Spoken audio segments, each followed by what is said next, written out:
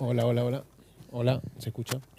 Check, check, Bueno, check. buenas tardes. Estamos aquí en esta charla que organiza la Academia, la vocalía de sonido de la Academia, junto con Cristian Amores y yo, Juan Ferro, que somos los vocales de sonido de la Junta de la Academia. Y bueno, la vocalía de sonido organiza estas charlas que están enmarcadas en el ciclo Los Oficios del Cine. Y hoy tenemos la suerte, el privilegio de tener a los responsables de sonido de la Sociedad de la Nieve, ganadores del Goya, como sabéis, a Mejor Sonido de este año, también del Golden Reel al Outstanding Achievement in Sound Editing para película de lenguaje extranjero, y el premio Platino, ahora que acabáis de ganar el premio Platino. Así que bueno, enhorabuena por el trabajo, por los premios, por todo. Voy a presentar a los compañeros con los que tenemos hoy el gusto de estar. En principio, Jorge Adrados es el responsable de sonido directo de la Sociedad de la Nieve.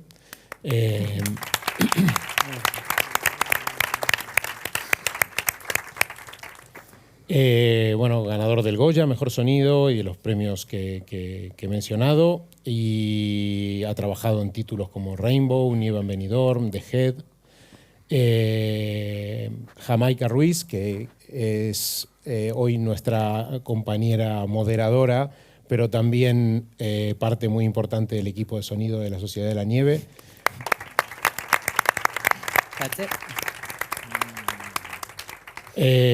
Jamaica, bueno, sé que trabajáis con Jorge hace muchísimo tiempo, entonces, bueno, cuéntanos un poco, que además de moderadora eres parte del equipo, entonces cuéntanos un poco, bueno, contarnos con Jorge un poco la relación que tenéis desde hace años y cómo, bueno, el trabajo que hacéis juntos desde hace tanto tiempo. Sí, el equipo lo compusimos 2 unidades, que llegaron a ser 3 en algún momento, y mi papel en la película fue de segundo microfonista, microfonista de Radio Micros. Entonces, pues es el papel que he tenido siempre trabajando con Jorge, y hemos hecho unos cuantos proyectos ya juntos. Este es, sin duda, el más complicado y el más difícil. ¿Y el que más alegría os ha dado también? ¿Y el qué? ¿Más alegrías os ha dado también? Desde luego. Sí, sí, sí, sí. Bueno, aquí a mi izquierda está Uriol Tarragó, el diseñador de sonido de la película, además ganador de 6 premios Goya por El Orfanato, Lo Imposible, El Niño, Un Monstruo Viene a Verme, 3 y La Sociedad de la Nieve. Y además tiene 2 nominaciones, aparte de estos 6 premios, por Eva y por Anacleto. Además, ganador del European Film Award por Un Monstruo Viene a Verme en 2017, otro premio Platino por Un Monstruo Viene a Verme y un Golden Reel más de la MPSC por El Orfanato, ¿no? Y 3 nominaciones más al Golden Reel. Así que un prontuario importante. Y junto a él, Marc Orts, mezclador de la Sociedad de la Nieve, también ganador de 7 premios Goyas por El Orfanato, Varied, Lo Imposible, El Niño, Un Monstruo Viene a Verme, 3, La Sociedad de la Nieve, y 9 nominaciones, aparte de estas, por Darkness, Mapa de los Sonidos de Tokio, La Piel que Habito, Eva, Blackthorn, Anacleto, Dolor y Gloria, Madres Paralelas, Un Año, Una Noche, y ganador también del Platino por Un Monstruo Viene a Verme en 2017. Tiene más. Uri tiene más. Bueno, bienvenidos. Y bueno, para ponernos un poco en tono, vamos a poner el tráiler de la película como para entrar un poquito en tono y ponernos a hablar en breve de la película, pero bueno, hacer un pequeño repaso, porque como sabéis, la charla iba a ser extensísima si además de la proyección de la película hacíamos el coloquio. Entonces hemos decidido que vamos a ver el tráiler y luego algunos fragmentos que los compañeros van a comentar. Bueno, como primera pregunta, nos gustaría que comentasen un poco cómo llega cada uno al proyecto, o sea, cómo recibís la noticia de, bueno, os llaman para este proyecto, producción, y qué os pasa por la cabeza a la hora de pensar en el reto que supone, o cómo empezáis a pensar en el reto que supone enfrentaros a un proyecto así. Bueno, ya habíamos trabajado juntos antes, no directamente, es la primera peli que hago de jefe con ellos, pero también había estado en Lo Imposible, en Un monstruo viene a verme, con un jefe inglés con el que yo he trabajado mucho tiempo en Inglaterra y bueno, ya había trabajado también ya de jefe con Sandra y con Belén en alguna producción y me propusieron hacer esta peli y yo encantado de seguir ahí con la saga ahí bueno, pues de mi jefe y demás, de Peter Glossop, y me hizo mucha ilusión, vamos, con muchas ganas, sí. ¿Y el planteamiento, qué te surgió cuando empezaste a pensar en el proyecto en cuanto al desafío que suponía? ¿Empezaste a pensar ya en cuestiones de técnicas, en cómo ibas a encarar un poco la...? Hombre, preocupado. Estás preocupado porque ya habías visto la peli anterior, me había leído los libros, me leí el libro de La Sociedad de la Nieve y tienes muchas dudas y muchos retos, pero bueno, era un reto que había que hacer, o sea, y muchas dudas, pero hasta que no llegas a la preproducción no sabes cómo vas a rodar, entonces ahí me entraron más dudas todavía. Entonces, bueno, bien, afrontándolo con ganas y preguntando mucho, muchas reuniones y era un proyecto que había que llevar bien preparado, sí. Marc. Yo continuaría por Uri. Yo soy el último de la cadena. Por suerte. Por suerte. No, yo conocí el proyecto mientras estábamos haciendo Lo Imposible. En algún momento Jota me dijo que había conseguido este libro y me dijo algún día haremos una película de este libro. No lo leí en el momento porque estábamos con Lo Imposible, ya teníamos bastante. Y pasaron otras películas entre medio y nunca sabía cuándo se iba a hacer esta película hasta que de repente ya un día dijo que la íbamos a hacer. Creo que fue cuando tú también te enteraste probablemente. Sandra me dijo que Jorge iba a estar como jefe de sonido directo y a mí me pareció la opción más lógica porque Peter había hecho todas las películas anteriores de Jota. Jota tiene una manera muy peculiar de trabajar, o sea, hay que decir que esta película, la manera de trabajar, o sea, no es, podemos hablar hoy todo lo que queráis, pero no es lo normal en nuestro cine y pues, se puede aprender mucho, pero no es referente de nuestra industria. Ojalá todas las películas sean así, pero desgraciadamente no son así, pero es una fuente de inspiración muy interesante. Y Jorge creo que es la persona que conocía de primera mano la mejor manera que rodaba Jota y así pues fue fluyendo. Aquí tenéis pues un poco los tiempos de la preproducción y todo. Jorge pues y yo entre más o menos... esto está mal, no es febrero, sino es más bien noviembre, diciembre, ¿no? 2021. Noviembre, sí. Sí, está mal la fecha. Y ahí recuerdo nos encontramos justo al principio en los ensayos y tal. Y luego vino la preproducción, la producción y Marcos, como dice, fue el último, pero creo que es un acierto porque después de tanto tiempo necesitas una visión fresca. Bueno, ahí entro yo, que yo estaba súper fresco. O sea, ellos habían sufrido una barbaridad. Bueno, afortunadamente conocí a Jota, Uri, obviamente, Jorge de una manera más indirecta, pero hubo un planteamiento, yo creo que lo hablamos, ¿no? Sí que me vi la película en un montaje previo, versión no sé cuál, pero al final ese aire que les faltaba un poquito a toda la parte de sonido, frescura, porque estaban agotados, o sea, yo creo que llegabais todos habiendo hecho un trabajo evidentemente excelente, pero agotados y poder ayudar en este proceso. Entonces yo entré... cuando creí que era necesario poder entrar. Bueno, ¿no? cuando No, la producción lo pidió. Lo pidió, exacto. Sí, pero sobre todo con ese aire fresco a nivel de mezclas. Junio, ¿no? Sí. Julio 2022, ¿no? Sí, 23. yo creo que hicimos un visionado mes de abril, Sí. mes de marzo-abril. Entonces empezamos a plantear toda la parte de mezclas y les dije, no os preocupéis, que lo cansados que estáis vosotros, os voy a ayudar en lo que sea, ¿no? Y yo creo que eso fue un acierto, ¿no? A nivel de procesos, respetar mucho cada parte para que realmente ellos pudieran coger aire, yo aportar lo que podía aportar, evidentemente, pero que ellos pudieran coger aire para respirar y acabar el proceso creativo, ¿no? Suena un poco al drama de la película. Un poco. Bueno, fue dramático. ¿No? Sí, un poco, ¿no? fue dramático. O sea, ha sido una de las películas. Yo creo que es el rodaje más duro ahora, Jamaica, y recuerdo estar una vez ahí y, buah, o sea, es duro. Es duro, pero a la vez es muy, a la vez, pues la recompensa, como tú decías antes, es muy alta, ¿no? Muy buena. Bueno, ahora que justamente comentabas que Jota tiene una forma muy particular de rodar, bueno, sería genial, Jamaica, Jorge, que nos cuenten un poco cómo es esta forma tan particular de rodar que mencionó Uri, ¿no?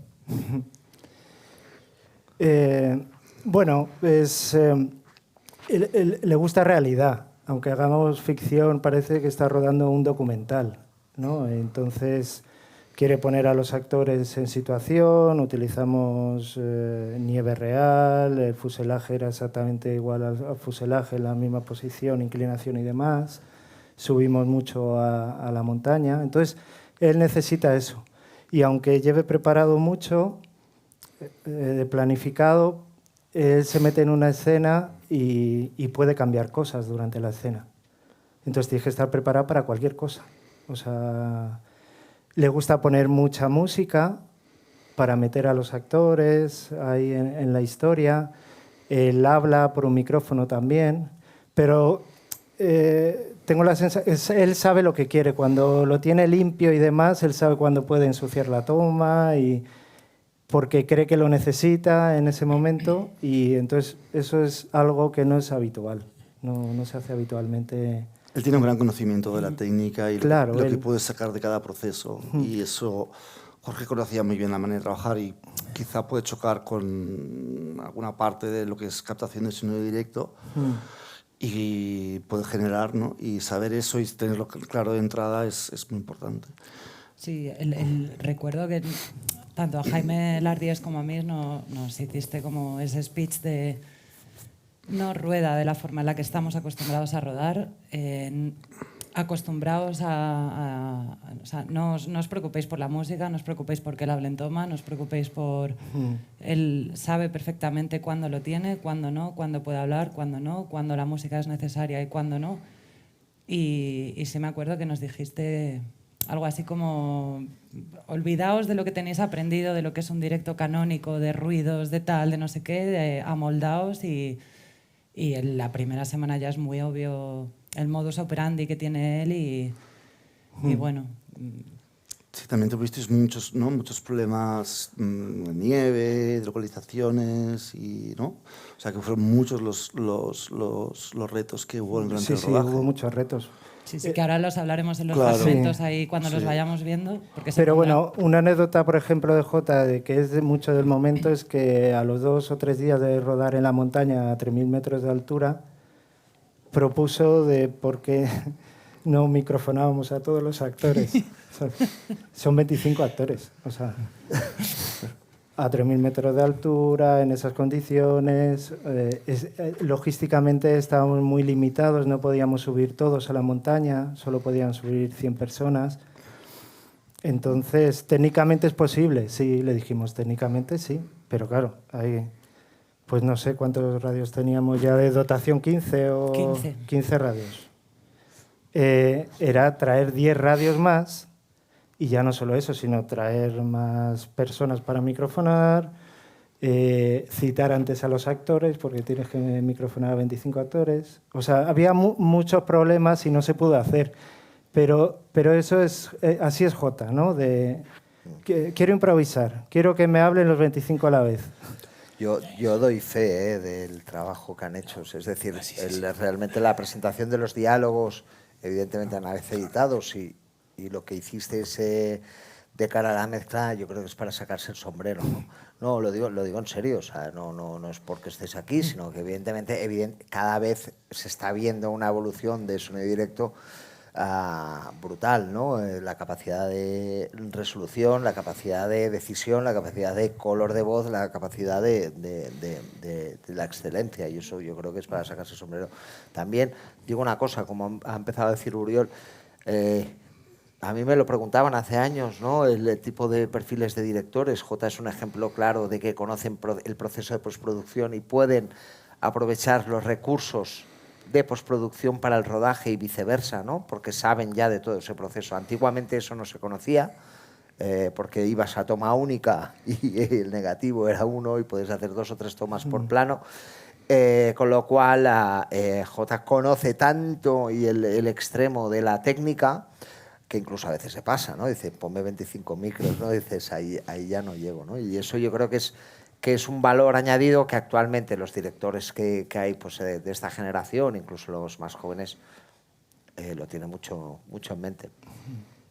Y me gustaría, antes de seguir, me gustaría que veamos un fragmento. Emil, si puedes poner el fragmento de la radio, porque creo que ahí hay un ejemplo de algo que contabais, ¿no? De cómo interviene con la realidad en el rodaje Bayona, ¿no? Entonces creo que podemos ver ese fragmento, Emil. En este fragmento vemos como hay una radio, ¿no? que se lanza en directo, y me contaba Jamaica, bueno, cuando estábamos preparando la charla, que esto ocurrió realmente, ¿no? Que os pidió Jota que lanzaseis este audio en set en directo, ¿no? Contarnos un poco. Sí, bueno, eso es lo normal, ¿no? O sea, lo normal en cualquier peli es que hay algo así como una radio y tú sueltas un playback con un altavoz cercano y reproduces el playback y si hay diálogo encima, pues lo haces con un pinganillo y o lo arreglas en la mezcla, ¿no? Sí. No, pero Jota siempre quiere ir más allá y como le gusta esta realidad, nos dijo que quería que sonara una radio de los 70 de verdad. O sea que entonces, pues nada, por suerte no se le imaginó el mismo día, sino que tuvimos días para hacerlo. Y nada, tuvieron que pillar 3 radios, una operativa, o sea, operativa bien, 3 radios iguales, elegir el modelo que les gustara y le tuvimos que pedir que nos vaciaran una completamente para tratar de meter un speaker inalámbrico en la radio para soltar ese playback real y que los actores estuvieran escuchando realmente la radio, no un altavoz que está por ahí. O sea, hasta esos mínimos detalles, de verdad que lo fácil es poner un altavoz ahí al lado, lo sueltas y ya está. Sí. Y tuvimos que hacerlo así y le gustó mucho, la verdad que sí. Porque no era fácil, es una radio así, pequeñita de los 70, o sea, no había Dios que... Claro. Yo recuerdo una lectura de aquí, perdón. No, es que lo que técnicamente me flipa es que el speaker del que tú hablas está recibiendo una señal, o sea, no es solo un altavoz como uno de ducha que te compras de 3 euros, es qué aparato introdujimos ahí dentro, cómo planteas el directo, o sea, es como mi pregunta, ¿cómo planteas el directo para tú tener esa pista, ese ISO grabado, para tener ese ISO enviado? Tú tienes una pista, dices que lo explique técnicamente, ¿no? Sí, o sea, quiero decir que es interesante conocer a nivel técnico vale, sí, Jota nos dijo que sonase, ¿cómo haces que suene eso? ¿Con qué aparatos? Bueno, me gusta hacerlo siempre inalámbrico para no tirar cables y que se vean y tener problemas, y trato siempre de hacerlo inalámbrico y siempre suelto un playback a uno de mis transmisores para que me entre ya directamente en uno de mis ISOs, aunque tenga entradas analógicas, pero bueno, me gusta así. Y... Yo aporto una cosa que luego ahora continuará Auri. O sea, yo creo que ese ejercicio que hacíais, que era de estrujaros el cerebro para llegar a algo, era para que Jota pudiera llevar a los actores a ese extremo, porque evidentemente eso después pasa por postproducción. Sí. O sea, es decir, que es complejo porque sabes que eso se va a utilizar en un momento determinado para una sensación, pero luego se Es va a para el tener- momento, para captar ese momento de los Claro. actores, esa reacción, y luego, obviamente, pues Claro. tiene otro proceso, ¿no? O sea, pero que es un trabajo creativo para ese punto que luego se transmite. ¿Te han cortado el micro? No, pues yo creo que se va cortando. Hola, ahora sí. Ahora. No, pero es que pero el ejemplo este, que es muy buen ejemplo, es todo la peli, pero claro, o sea, estamos hablando que están actores que están lejos de su casa, que son chicos de Argentina, Uruguay, que están en Sierra Nevada, lejos de sus familias, 6 meses de dieta, están adelgazando, pasando frío. O sea, es todo un proceso que esta película en general a los actores y también a nosotros nos mete en una realidad que al final hace que todo lleve al resultado, ¿no? Entonces, para Jota es muy importante que el actor tenga un sitio donde agarrarse, que es esa radio. Entonces, para el equipo de sonido, recuerdo que estábamos en la lectura de guión, ¿no? Estaba el director de... el ayuntamiento de dirección, que después de esa reunión, o sea, tenía una cabeza así, y me dice, me ha ido a Jota con la radio, y me dice, mira, déjame en paz. ¿Sabes? Me dijo él, pero digo, pero es que esto va en serio, o sea, que te lo va a pedir en el rodaje. Y efectivamente lo tuvieron que hacer. Sí. Aunque luego tuvimos que, por temas de derechos y porque Jota quiso cambiar tal, luego en postproducción se cambió, o sea, lo que estamos oyendo es otra cosa. Pero da igual, ¿entiendes? Porque la realidad del actor con esa interacción ya es real, ¿sabes? Entonces, si el actor no hubiera estado oyendo nada y lo hubiera estado oyendo por otro sitio, o hubiera sido una ayuntamiento de dirección que lo hubiera estado diciendo, no hubiera sido lo mismo. Y eso es el trabajo de todos. Y estabas ahí, Jorge, contándonos entonces cómo enviabas el... Exacto, disculpa. el- nos No, hemos ido. no. Bueno, tengo un receptor del sistema que utilizo para las escuchas, un IFB que tiene un altavoz incorporado, tienes esa opción. Y realmente fue sencillo meterlo ahí, mandarle la señal de línea y que sonara directamente. No tuvimos que construir nada ni nada, o sea que lo pudimos sacar de una manera fácil y limpia. Sí, la verdad que sí. Pero en general esta es la tónica del set, ¿no? El tratar siempre de... Estuve viendo también algunos vídeos de making en donde se lanzaba sonido de shake del avión, o sea, sí. como Sí, sí, es sí. como la tónica general, ¿no?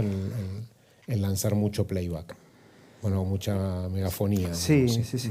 Contarlo de los equipos, Y- todos los equipos que teníais, ¿no? Que es muy interesante. Eso está muy Para continuar, sí que me gustaría eso, que contarais un poco, para continuar con el mundo del set, del rodaje, contar un poco las localizaciones en las que se rodó, porque entiendo que no fue una única localización, por lo que sé y por lo que he oído y por lo que hemos hablado y he visto, se ha rodado en Sierra Nevada, en Chile, en Platós. Bueno, contarnos un poco cómo se dividió ese rodaje y qué desafío supuso cada uno de esos sitios. Bueno, así por resumir, se diferencia como 3 localizaciones dentro, que era desde que se estrellan hasta que lo rescatan en Sierra Nevada.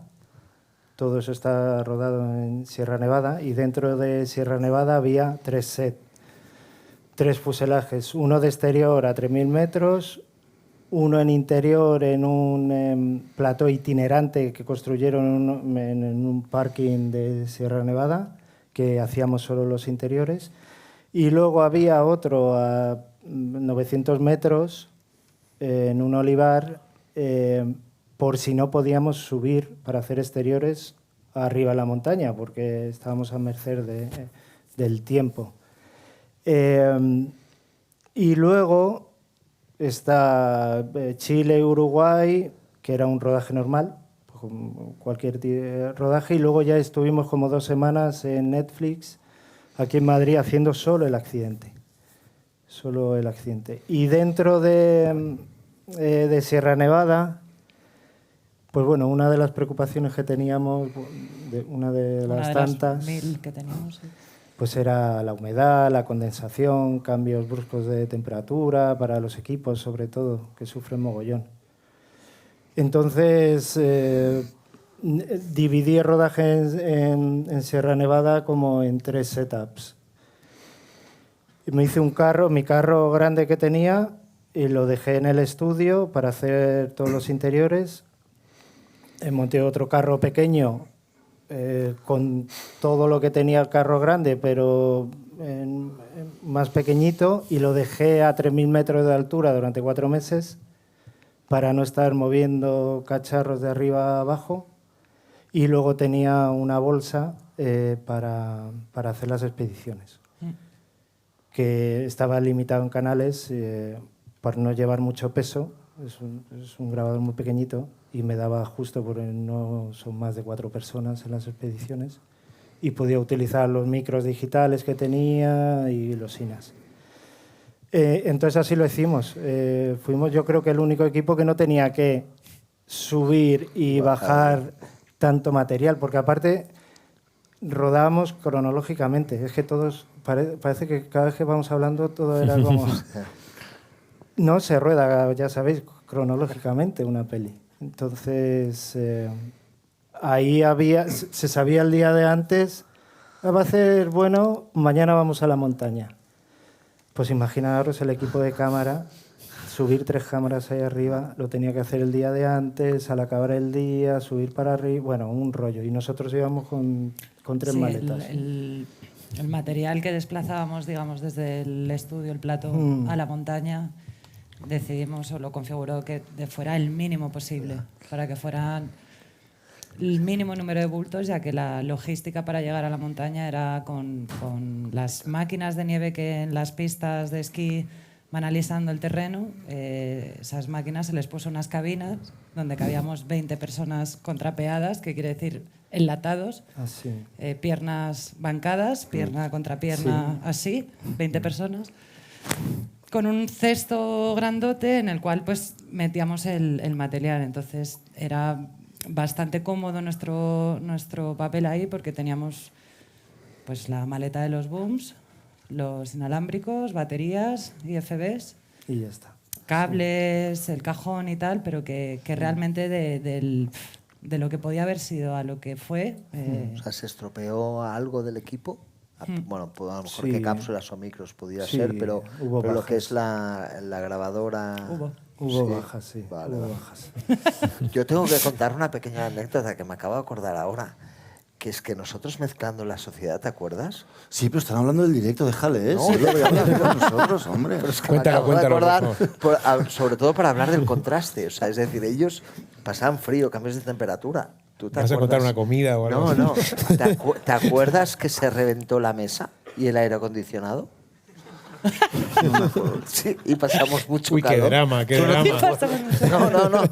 Yo no me acuerdo porque estaba desquiciado. Es verdad, tú no te acuerdas, ya me preocupé yo, tú no te preocupes de nada. Mira, aquí poner... es una curiosidad muy tonta, pero realmente se nos reventó el aire acondicionado en medio de las mezclas. O sea, todo lo contrario de lo que pasaron ellos, lo pasamos en las mezclas. Este vídeo que voy a poner ahora es del equipo de sonido que viajó a Chile, bueno, Uruguay y Chile, ¿no? O sea, que para que veáis un poco, y ahora aprovechamos y con esto nos contáis un poco el equipo que llevabais y... Hay un vídeo aquí. Ahí va. Sí, pero... Todo este es el equipo que llevabais. Pues... Cajas y cajas. Un poquito. Cajas y cajas y cajas y cajas, sí. Madre y cajones. mía. Ahora vienen cajones de madera también. Sí. O sea, todo este es el equipo Ahí el que viajó. microfonista, el auxiliar. Ahí va el gato y el perro. Entonces, contarnos un poco qué son todas estas cajas, no, qué equipo usáis primordialmente y un poco el equipo humano que está con el que conformaba el equipo de sonido directo. Pues originalmente éramos 2 unidades. La primera unidad compuesta por mí, técnico, 2 microfonistas, Jamaica y Jaime Lardíez, un auxiliar, Julia Catalán y Ángela del Paso era la auxiliar.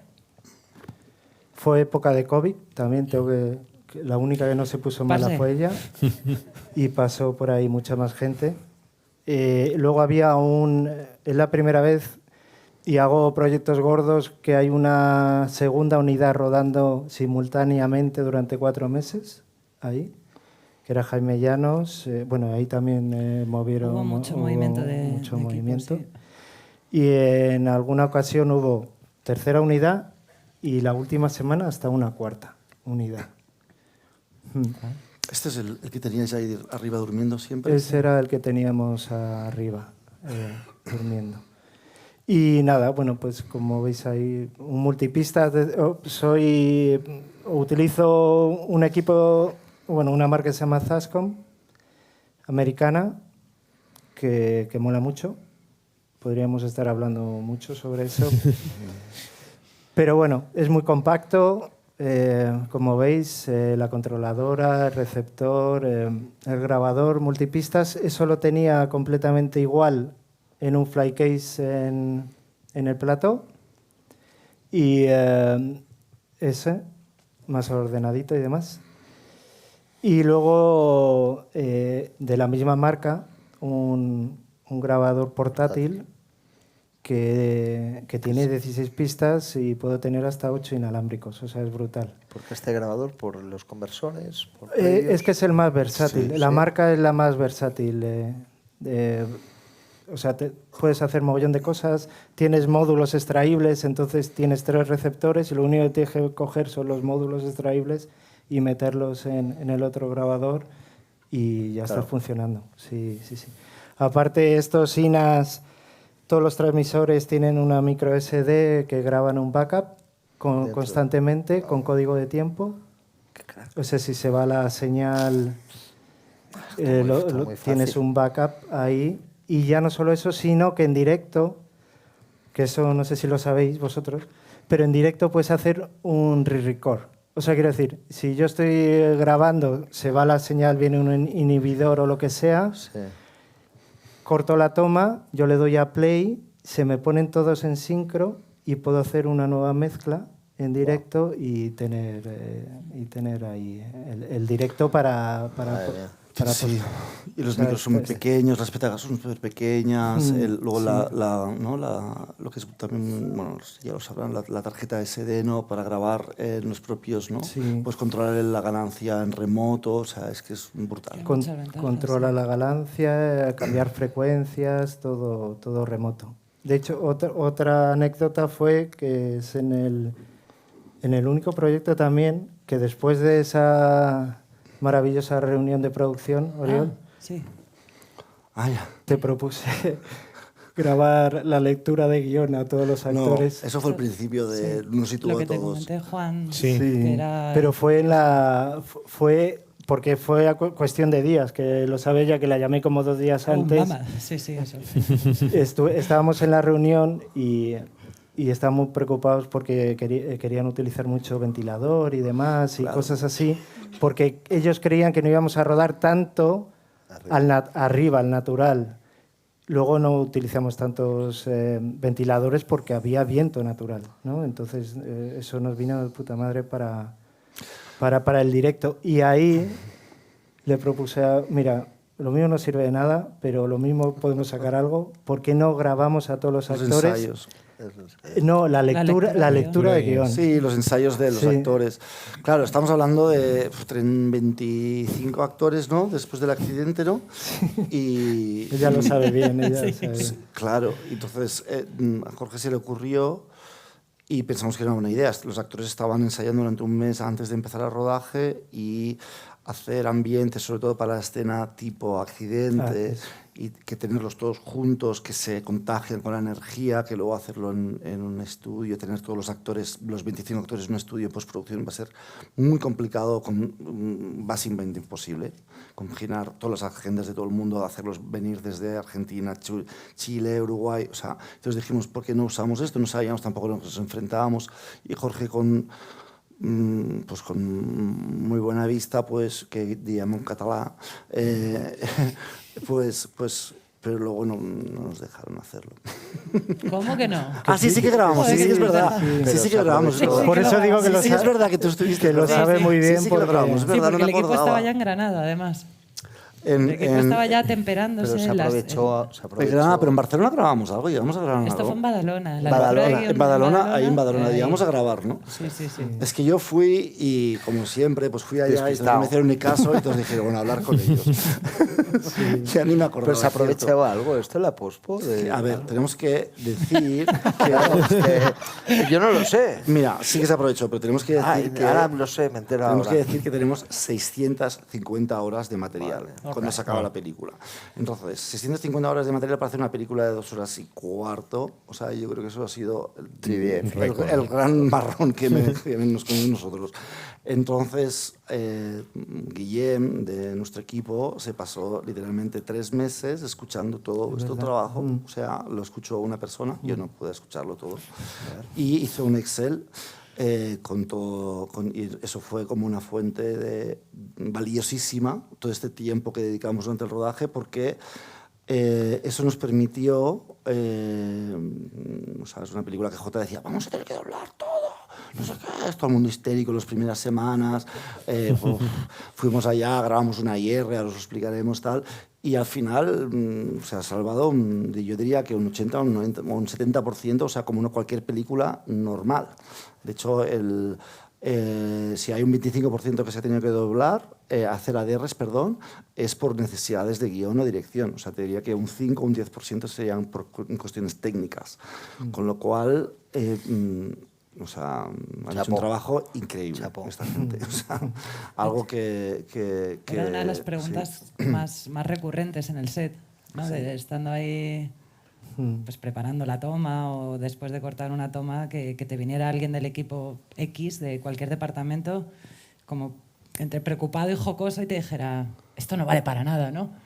Esto hay que doblarlo, ¿no? Y claro, pero como se hizo tanto... ¿Cómo explicas que, claro. que...? Y decía Jorge, y decías muy bien, o sea, Jota es una película que he tenido que encontrar y ayudarles todos a encontrarla. Él tenía muchísima información, muy extensa, el rodaje fue muy largo. Y entonces estaba buscando la película constantemente y se rodó todo. Entonces, el hecho de que ellos estuvieran ahí todos los días y aunque dijeran que el sonido no valiera, pues ellos lo intentaran y se grabara sí o sí y todo, luego, pues, bueno, pues en la postproducción Guillem nos ayudó mucho escuchando durante el rodaje poco a poco y ordenar todo eso. Hicimos una base de datos brutal que eso nos permitió, pues poníamos en el Excel, pues respiraciones, Fernando, pum, y aparecían todas las tomas que Nando salía respirando. Cosas que igual no valían, pero estaban, y entonces eso nos permitió reconstruir con material de sonido directo un 90%, un 80%, y eso fue muy interesante, También porque había que... muchísimo material de rodaje, entonces eso nos permitió... También hay que explicar que aparte Jota no le gusta cortar en tomas. No. Una cosa, siempre digo cosas como... Bueno, Quiero decir, es guay porque no deja a la gente entrar a hacer retoques ni nada. O sea, entramos en un plano y ese plano puede durar 15 minutos. Y dentro de ese clip de 15 minutos puede haber 8 tomas. O sea, que hablando de Guillén, o sea, quiero decir, ya no es solo que vayas de toma a toma. Minutos. Más. O 25 o más. 25 30 minutos, recuerdo. O sea, todo el material que puede haber ahí dentro es brutal. O sea... yo he calculado que 650 horas son 27 días escuchando, seguidos. Sí, claro. Digo que es una tontería. ¿Lo pero dejabais pobre para Guillem, comer o no? ¿sabes? Sí, pero hay que dormir. Hay que dormir. Hay que dividirlo entre 8 y sale. Claro. Sí. Pero sí, es mucho Pero tiempo. Guillem va a ser protagonista hoy. No, o sea, Guillem hizo mucho. Y en cuanto al backup, el del material y todo, el tratamiento fue el habitual de cualquier rodaje Sí. o se complicaba por algún modo? No. Teníamos, hacíamos un para una, ya no recuerdo. Entregábamos tarjeta a mediodía y luego, no. Bueno, no, era No, normal, lo habitual. Normal, sí. Bueno, vamos a ver otro fragmento, el de la primera expedición, y luego comentamos. Vamos. Bueno, contanos un poco en qué localización está rodada esta secuencia y las particularidades un poco de la dificultad de rodar esta secuencia, que es una de las que me habéis comentado como que fue muy complejo rodar, ¿no? Dale. Sí, esta es Sierra Nevada también. Estuvimos... El set este de 3.000 metros era fuera de pista. En las máquinas, llegamos en las máquinas que os he comentado antes, teníamos ese fuselaje y luego las expediciones las hacíamos en otros puntos más alejados del fuselaje, donde todavía era más nieve virgen, más austero, más salvaje, digamos.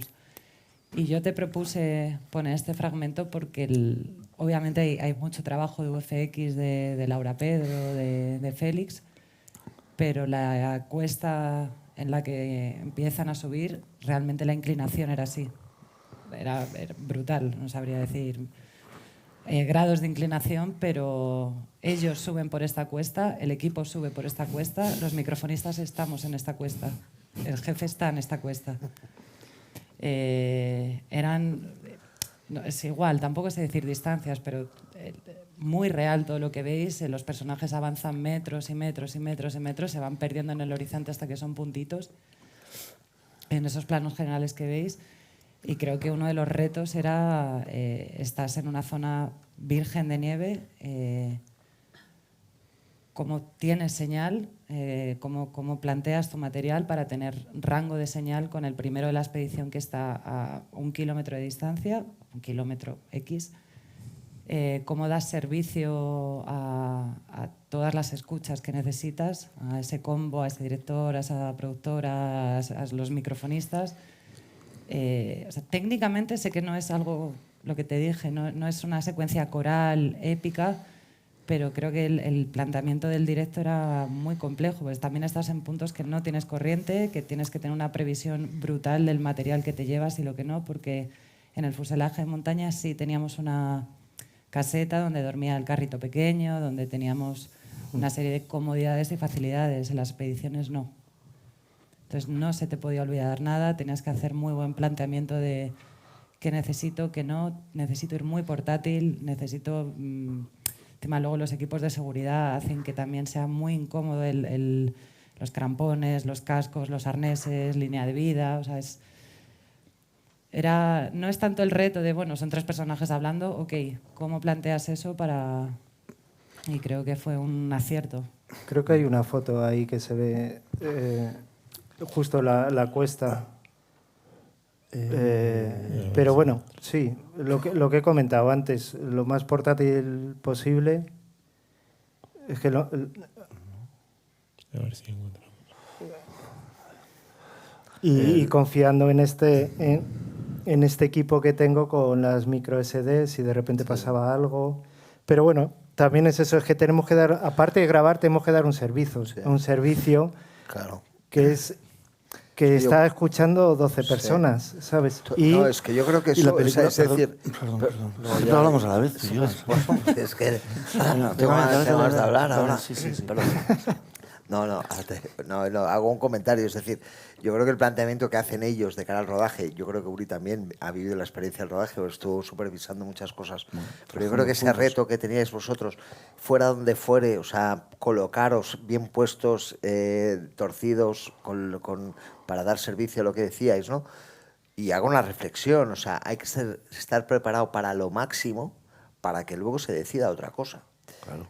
Y yo creo que eso es un constante sufrimiento, porque si miras el planteamiento inicial de la secuencia, es música. Y solo hay ese diálogo, y ese diálogo está perfecto. Es decir, ya está. Pero para llegar a eso, ¿no? Es decir, que el ejercicio mental, físico, técnico, incluso empático con la producción, ¿no? Hace que os dejéis la vida, para que luego no saber si eso se va a llegar a utilizar. Yo creo que Jamaica ha dicho algo, es muy interesante que haya escogido esta escena porque yo recuerdo cuando llevábamos 3 meses de postproducción, Jota me decía, pero a ver, ¿qué has hecho sonido? No has hecho nada. O sea, habíamos hecho muchísimo. Lo que pasa es que esta película Avalancha no es estaba invisible el trabajo casi. O sea, tú ves a 3 personajes caminando por la montaña y dices, ¿qué pasa? Pero es que llegar hasta allá es muchísimo. muchísimo de todo lo que acaban de explicar ellos, de equipos de seguridad, equipos expertos en la nieve, retracts, climatología, herramientas que no existen. Bueno, podríamos hablar de la secuencia del flap, pero que hubo un accidente y hubo una persona que se hizo mucho daño. O sea, estamos rodando en alta montaña con elementos complejos y en la postproducción, de alguna manera también, al final dices, es que, bueno, aquí esta escena, pero es que, ¿no? Dices, son unos diálogos, pues es que esos diálogos lo son todo al final, porque ¿no? Uno del elemento de la película es el silencio y bueno, pues limpiar esos diálogos, buscar todas las escenas, que intentar salvar máximo el directo y no poner una frase de ADR ahí como un cromo encima pegada. Todas las respiraciones, el 90% de todas las respiraciones de la película las han montado Josu y Guillem. Muy bien. Los utilizan gestos, pero montadas del directo, o sea, buscando y con mucho amor montarlo, y eso da esa verdad. Entonces, son cosas que dices, ostras, pero el trabajo que hay detrás es bueno. Yo, ya que habéis puesto esta secuencia, quiero aprovechar para decir que conozco a este hombre mucho y estábamos en la parte de la avalancha, no estaba hecha de imagen. ¿Tú te acuerdas que lo hiciste en los últimos 4 o 5 días, el de la primera semana? Esa avalancha, no, yo me quedé flipado. ¿La avalancha o la primera avalancha que hay. Ah, esta, sí, la que acabamos de ver en la pieza. Sí, sí. La que acabamos de ver ahora. Me acuerdo que estabas agotado, era creo el mes de julio, íbamos a entregar precisamente para el visionado de los académicos, y que te lo hiciste, o sea, no, creo que te llevó rato. Es decir, no, o sea, considero, es una anécdota, pero yo creo que es importante estas anécdotas. Lo hicimos en la sala de mezclas. La sala de mezclas. Pim, pam, que te monto una avalancha, pim, pum.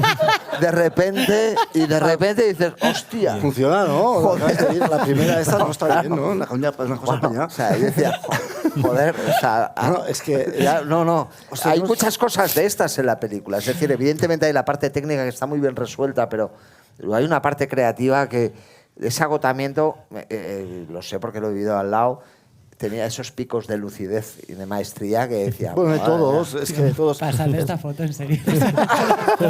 Es de todos. Y J, bueno, pues lo que te pide eso, y aparte, bueno, él tiene la suerte de poder financiar de una manera muy fuerte sus películas, entonces poder rodar de una manera diferente, poder producir las películas de una manera diferente, y entonces el tiempo y el dinero no teníamos tanto tiempo al final, por lo tanto que tenía que procesar, o sea, 650 horas de material es mucho tiempo para procesar y decidir estar seguros que la mejor película que íbamos a sacar de ese material es la que tenemos, y eso genera muchísima ansiedad al director, de saber que está tomando, porque todas las decisiones, cuando tienes poco dinero dices, bueno, me tengo que mojar, y te casas con eso y ya no lo puedes cambiar. Pero cuando son tantas las opciones, en la sala de montaje, en la postproducción, estamos trabajando el sonido en paralelo mientras el montaje, porque si no, no da tiempo. Eso genera mucho estrés, ¿sabes? Fueron 27 o 28 montajes de la película. Dije, no, es que vosotros tenéis mucho dinero. Sí, es cierto, tenemos mucho dinero, pero es que hemos hecho 27 películas. No, 27 montajes a partir de la mezcla, ¿o no? ¿Cómo a partir de la mezcla? No, es decir, hubo un momento que, ¿cuántas hicimos? 15 cortes en la mezcla. Bueno, es que al final en la mezcla ya no había... Solo en la mezcla 15 cortes, claro, creo que estamos hablando. Sí. O sea, era muy bestia. Y, o sea, el calendario de mezclas era, entonces, porque estábamos en junio y J quería enseñar la película. Bueno, son deadlines que se pone él mismo, porque él podía haber dicho, pero él quería enseñar la película a los académicos antes de agosto. Él es un gestor de marketing brutal, ¿eh? O sea, él hace lo que quiere. Entonces, quería enseñar la película a todo el mundo antes de agosto, porque había la votación para los Oscars, para que la academia, los académicos escogiera si la película iba a ser candidata o no, y él sabía que en agosto pues, todo el mundo estaba de vacaciones y él quería que la gente la fuera a ver al cine.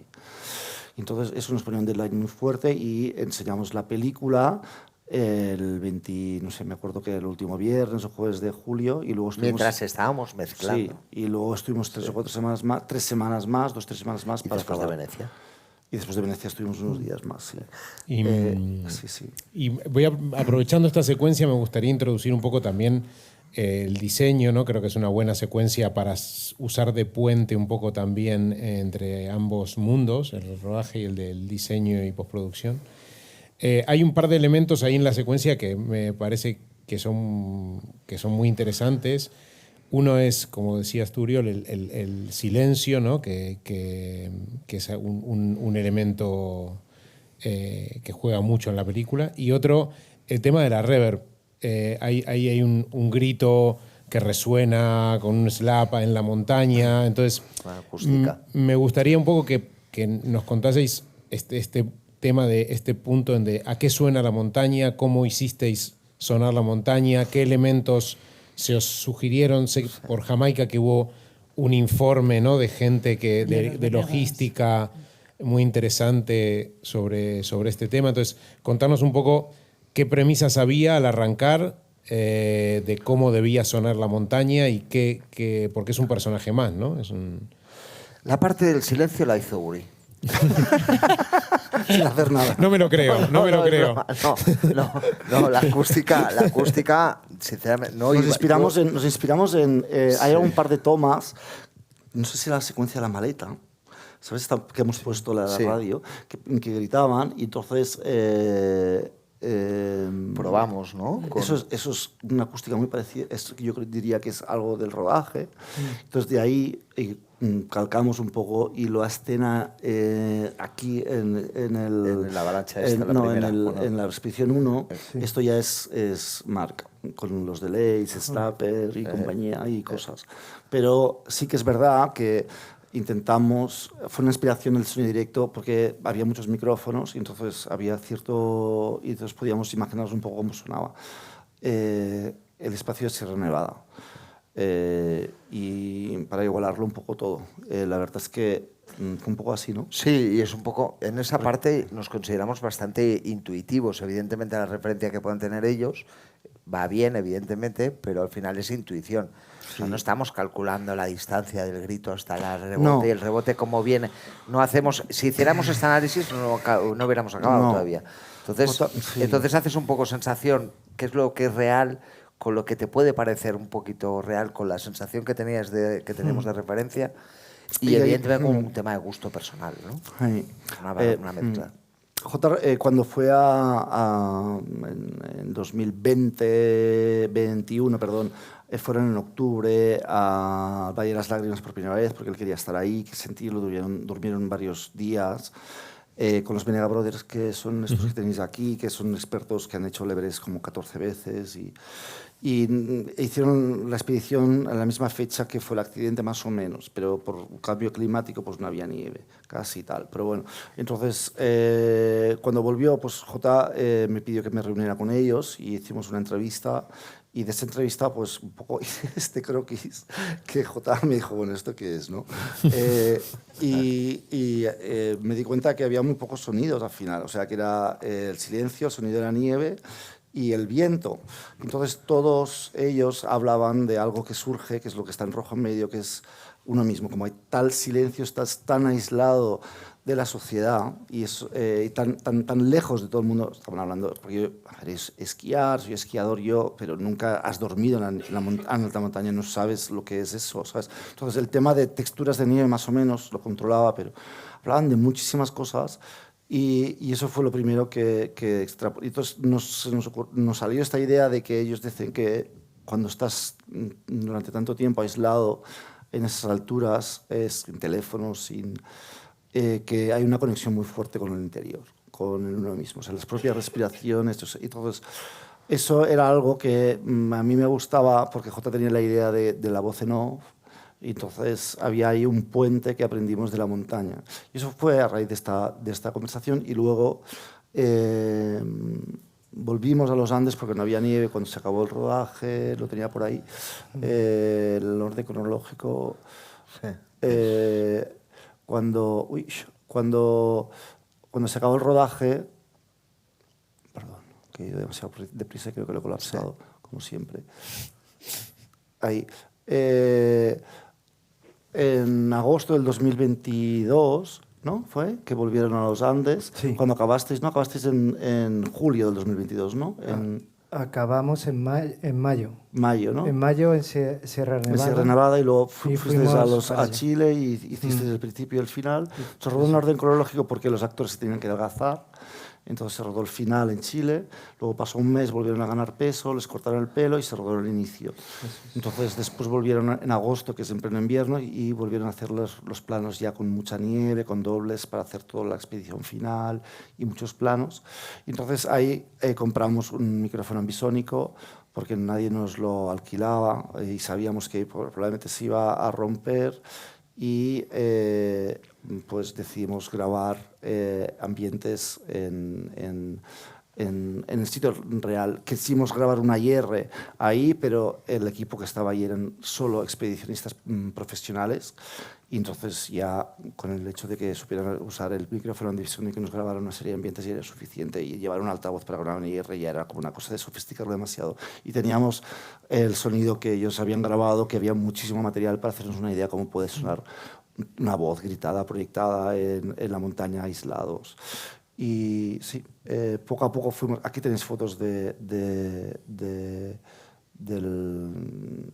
la grabación de los ambientes que grabaron los Venegadores por nosotros, y la verdad es que esos ambientes valen tesoro. Recuerdo que cuando los escuché por primera vez les decía a algunos de ellos, yo creo que habéis cogido algún ruido, un hiss o algo, o hay algún problema con el micrófono porque había como...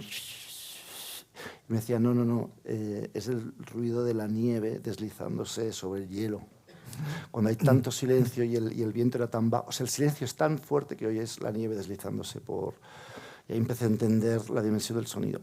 Y eso fue un poco la fuente de inspiración. Estos en Sierra Nevada, que fuimos a ellos a molestarles. Recuerdo que vosotros estabais abajo rodando la avalancha y nosotros nos dejaron subir aquí arriba a hacer un poco, y grabamos ahí unas IRs, que estas IRs nos han ido muy bien para poder calzar algunas frases en el por si alguien no sabe, estaría bien que cuentes qué son las IRs. IRs es un impulso y una respuesta. O sea, se lanza... es que este vídeo está mal. El otro día... no, pues es un PowerPoint. Lanzamos con un altavoz, lanzamos un sweep, que son un barrido de frecuencias de 20 hercios a 20 kilohercios, que dura un minuto. Y entonces esto que veis aquí es el micro que nos dejó Jorge y Jamaica. Es el mismo que usaban en el sonido directo. Entonces es muy importante grabarlo con los mismos micrófonos que ellos lo graban. Y entonces nosotros tenemos la acústica, la respuesta en frecuencia de este espacio, y podemos generas una IR.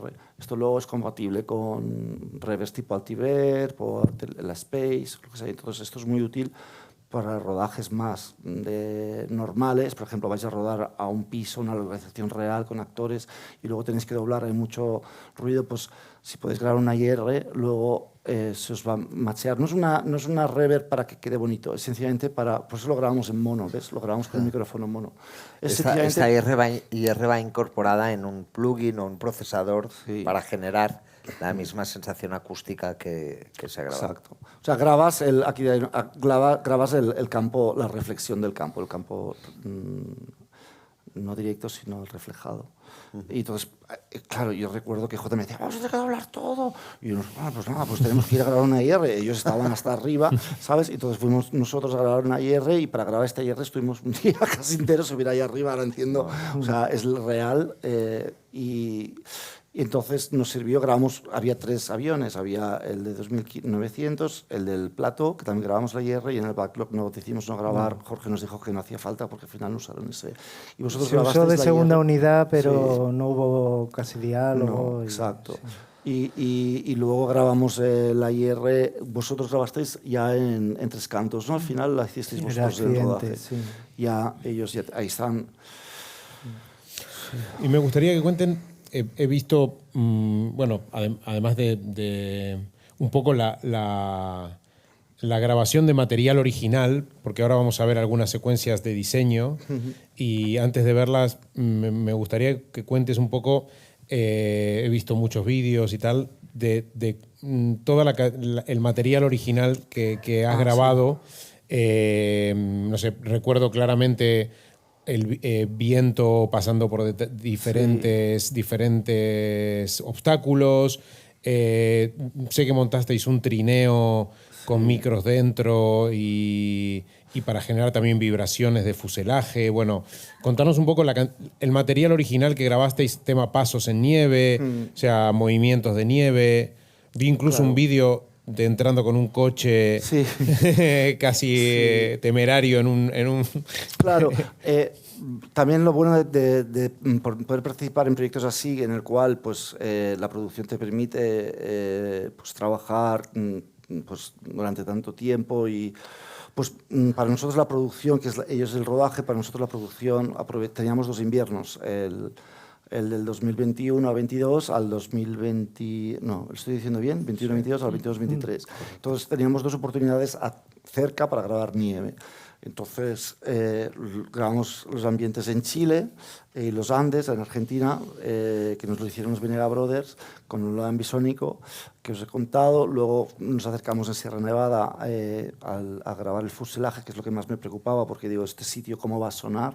O sea, si luego tenemos que hacer tanto doblaje, y todo te preparas como ellos bueno, pues a resolver todos los problemas y más lo que J se le va a ocurrir, que nunca sabes lo que se le va a ocurrir. Entonces yo ya tenía el desglose hecho, pues ya que estábamos, pues hicimos grabaciones de tal, grabamos las IRs y luego ya he hecho el desglose, pues qué tipos de sonidos voy a necesitar, ¿no? Pues algunos se graban en el estudio y estos son sonidos para grabar para el fuselaje, bueno. Y luego grabamos en el Parque Nacional de Aguas Tortas, que es un parque nacional que está en los Pirineos. Subimos varias veces a grabar pues, pasos, diferentes texturas de nieve. Fuimos al Puerto de la Bonaigua, que el Puerto de la Bonaigua es un paso, es un paso que está a 2.500 metros, que está en el Valle de Arán y el Valle de Esterridaneo. Entonces el viento por ahí, ese valle yo lo conozco porque iba a esquiar allá, entonces sabía que ahí suele hacer mucho viento. Sabía que la nieve era un elemento muy importante, obviamente buscar otro elemento de... Entonces me faltaba el viento, y el viento es algo que me tenía muy preocupado, porque la película respira mucho y no puedes estar usando todo el mismo color. Es un viento muy difícil porque no puede haber pájaros, no puede haber hojas, no puede haber hojas arrastrando por el suelo, o sea, no hay vida, entonces es silencio y aire moviéndose. Entonces, pero el aire moviéndose en sí no suena, entonces es la interacción del viento con la nieve, y lo que nosotros oímos como viento es el viento, nuestros micrófonos, ¿no? Pues el ruido, la rozadura del viento contra nuestros oídos. Esto es lo que nosotros como percibimos como viento, y depende de cómo nos colocamos nos lo oiremos de una manera. Bueno, pues entonces esta película al final era examinar, buscar todos los colores posibles con todos estos elementos, ¿no? Entonces, durante la producción estuvimos mucho tiempo grabando material, y eso hace que muchos elementos, por ejemplo, aquí no está esta foto, entonces poco a poco me di cuenta que había un elemento más en la película que no vi que lo vi durante al final del rodaje, que J estaba empezando a preparar la secuencia del accidente, ¿no? Entre mayo y diciembre del 2022, ¿no? Empezamos a hacer animatis, que no los tengo aquí, y entonces me di cuenta, bueno, es claro, es que el fuselaje, obviamente el avión lo tenía claro, pero el fuselaje es un elemento extraño ahí medio, entonces el viento va a interactuar con eso, entonces es un elemento más, que entonces cómo va a sonar un fuselaje era complicado, y usé mi coche y varios coches como un elemento. Estaba muy preocupado por la escena del accidente, que se desliza, y entonces fragmentos de fricción de metal sobre nieve. Puedes grabar un trocito corto, pero cómo hacer recorridos largos a esas velocidades. Grabamos con el coche. Aquí no se ve, pero en el parking nevó mucho y limpiaron todo el parking. Entonces había una montaña de nieve y nos pusimos ahí a tirar. Llenamos el coche de micros con el microambisónico y empezamos a tirar rocas de nieve más o menos blandas, pero aún así, y que luego fue pues algo que no sabía exactamente dónde lo iba a usar. En este caso no lo sabía, y resolvió la escena de que cuando están sepultados en la arena, en la nieve, tenían que Numa está haciendo el agujero y va picando, pues ese sonido funcionó tal cual, lo grabamos, y la verdad Marcos dijo... Yo añado anécdotas, porque yo yo me acuerdo de que estuviste grabando sonidos hasta en el parking del estudio. Sí, Quedaba una semana para acabar, y os bajasteis a tu coche. Sí. grabar ese unos el grado, Foleys. Grabamos unos Foleys, recuerdo, es cierto. El Grabamos grado unos de Foleys. intensidad, es decir, de búsqueda de diferencia, ¿no? De colores, de texturas, hacía que constantemente añadieras elementos nuevos a todo el proceso, ¿no? Claro, es que entonces cada visionado que hacías decía, hostia, esto es nuevo, o sea, vale, ¿no? O sea, es decir, cuando estás Es que mirando y estás el analizando. fuselaje, o sea, Kiko Vidal hizo unos Foley, Kiko Vidal hizo muchísimos sonidos para la personalidad del hierro, del fuselaje. Le dije, graba todo lo que sea cables moviéndose. Él, bueno, grabó 1000 cosas que lo usamos, pero luego los actores moviéndose dentro del fuselaje había algo de blup, blup, blup, y en algunas escenas no acababa de... Y al final cogimos el micro y nos metimos dentro del coche, había una furgoneta ahí, y nos metimos dentro de la furgoneta y empecé a caminar Y de dentro de la repente furgoneta. estábamos y a lo punto de pusimos allá. grabar la mezcla, toma, y añadimos. Y añadimos, pero estamos hablando de 2 o 3 escenas. Ya, pero es para que no todo el rato esté el mismo sonido. Y el fuselaje va cambiando, la temperatura va cambiando, la nieve se va fundiendo. Quieres que la película tenga riqueza en sonidos. En la fotografía del medio, Sara, aguantando ahí el tipo como podía. Entonces llevamos diferentes piezas de metal para que el viento se colara por... Y en este sonido es muy característico, sale en la película, que es como un howling, como un aullante, que el hierro empezó a resonar. Llevamos otros hierros, pero no fueron interesantes, y este es el que está interesante. Y luego construimos este pequeño fuselaje que llamamos, que nos lo hizo el del equipo de arte, y era practicable, se podía abrir por arriba y con una rejilla abajo, y entonces pusimos ahí el micrófono ambisónico que ya vino que ya había venido de los Andes con una cápsula un poco tocada, pero todavía funcionaba, y algunos micros de contacto, y lo tirábamos. Es que aquí es un PDF, ¿no? Y lo tiramos con un sistema de poleas. Claro, nosotros construimos esto y luego dijimos, pero claro, ¿ahora dónde lo vamos a hacer? Esto no tenía frenos, o sea, si lo tiras ahí, claro, esto no para hasta encontrarse aldea, la ¿no? cafetería, se lo encuentran dentro de la cafetería. Claro, y yo no había pensado en eso, entonces, claro, tuvo que venir el hijo de Sole. ¿Qué es esto? Sí. Y entonces con un sistema de poleas lo atábamos, o sea, fue una historia. Encontramos este sitio porque en las pistas de esquí no nos dejaban, nos cobraban demasiado. Bueno, ya fue bastante que nos dejaran construir esto. Y nada, aquí están las localizaciones. Entonces, mientras ellos están rodando, pues nosotros intentamos, mi trabajo es intentar a ver qué del rodaje podemos intentar salvar, o qué ellos nos pueden proveer, y si no, pues nosotros vamos ahí. Yo siempre intento, pues, hacerlo fuera del rodaje, porque todos sabéis cómo son las dinámicas del rodaje. Solo falta que siempre que he intentado ir al rodaje a grabar algo es imposible. Entonces hay que dejar, ¿por qué no hacer otra cosa en otro día? Que en el fondo da igual. Entonces da igual si la nieve es exactamente de Sierra Nevada o de otro sitio, ¿no? Bueno, me gustaría que veamos, antes de seguir, una secuencia que es para mí espectacular, que es la secuencia de las payadas y de la avalancha. Que ahí tenemos, creo que mucho que comentar, o tenéis mucho que comentar vosotros, tanto sonido directo como diseño, mezclas. Así que si podemos ver esta secuencia 1000.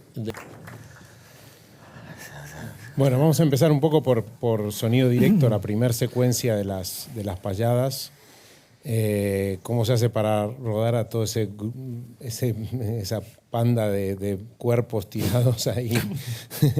Microfonar, acceder a ellos, un poco contarnos las dificultades que supuso esa secuencia tan coral. Bueno, contar un poco la situación, pues que era un fuselaje real de metal que estaba construido en panos. Panos es que puedes quitar partes para poder rodar desde diferentes puntos, pero obviamente a Jota no le gustaba mucho.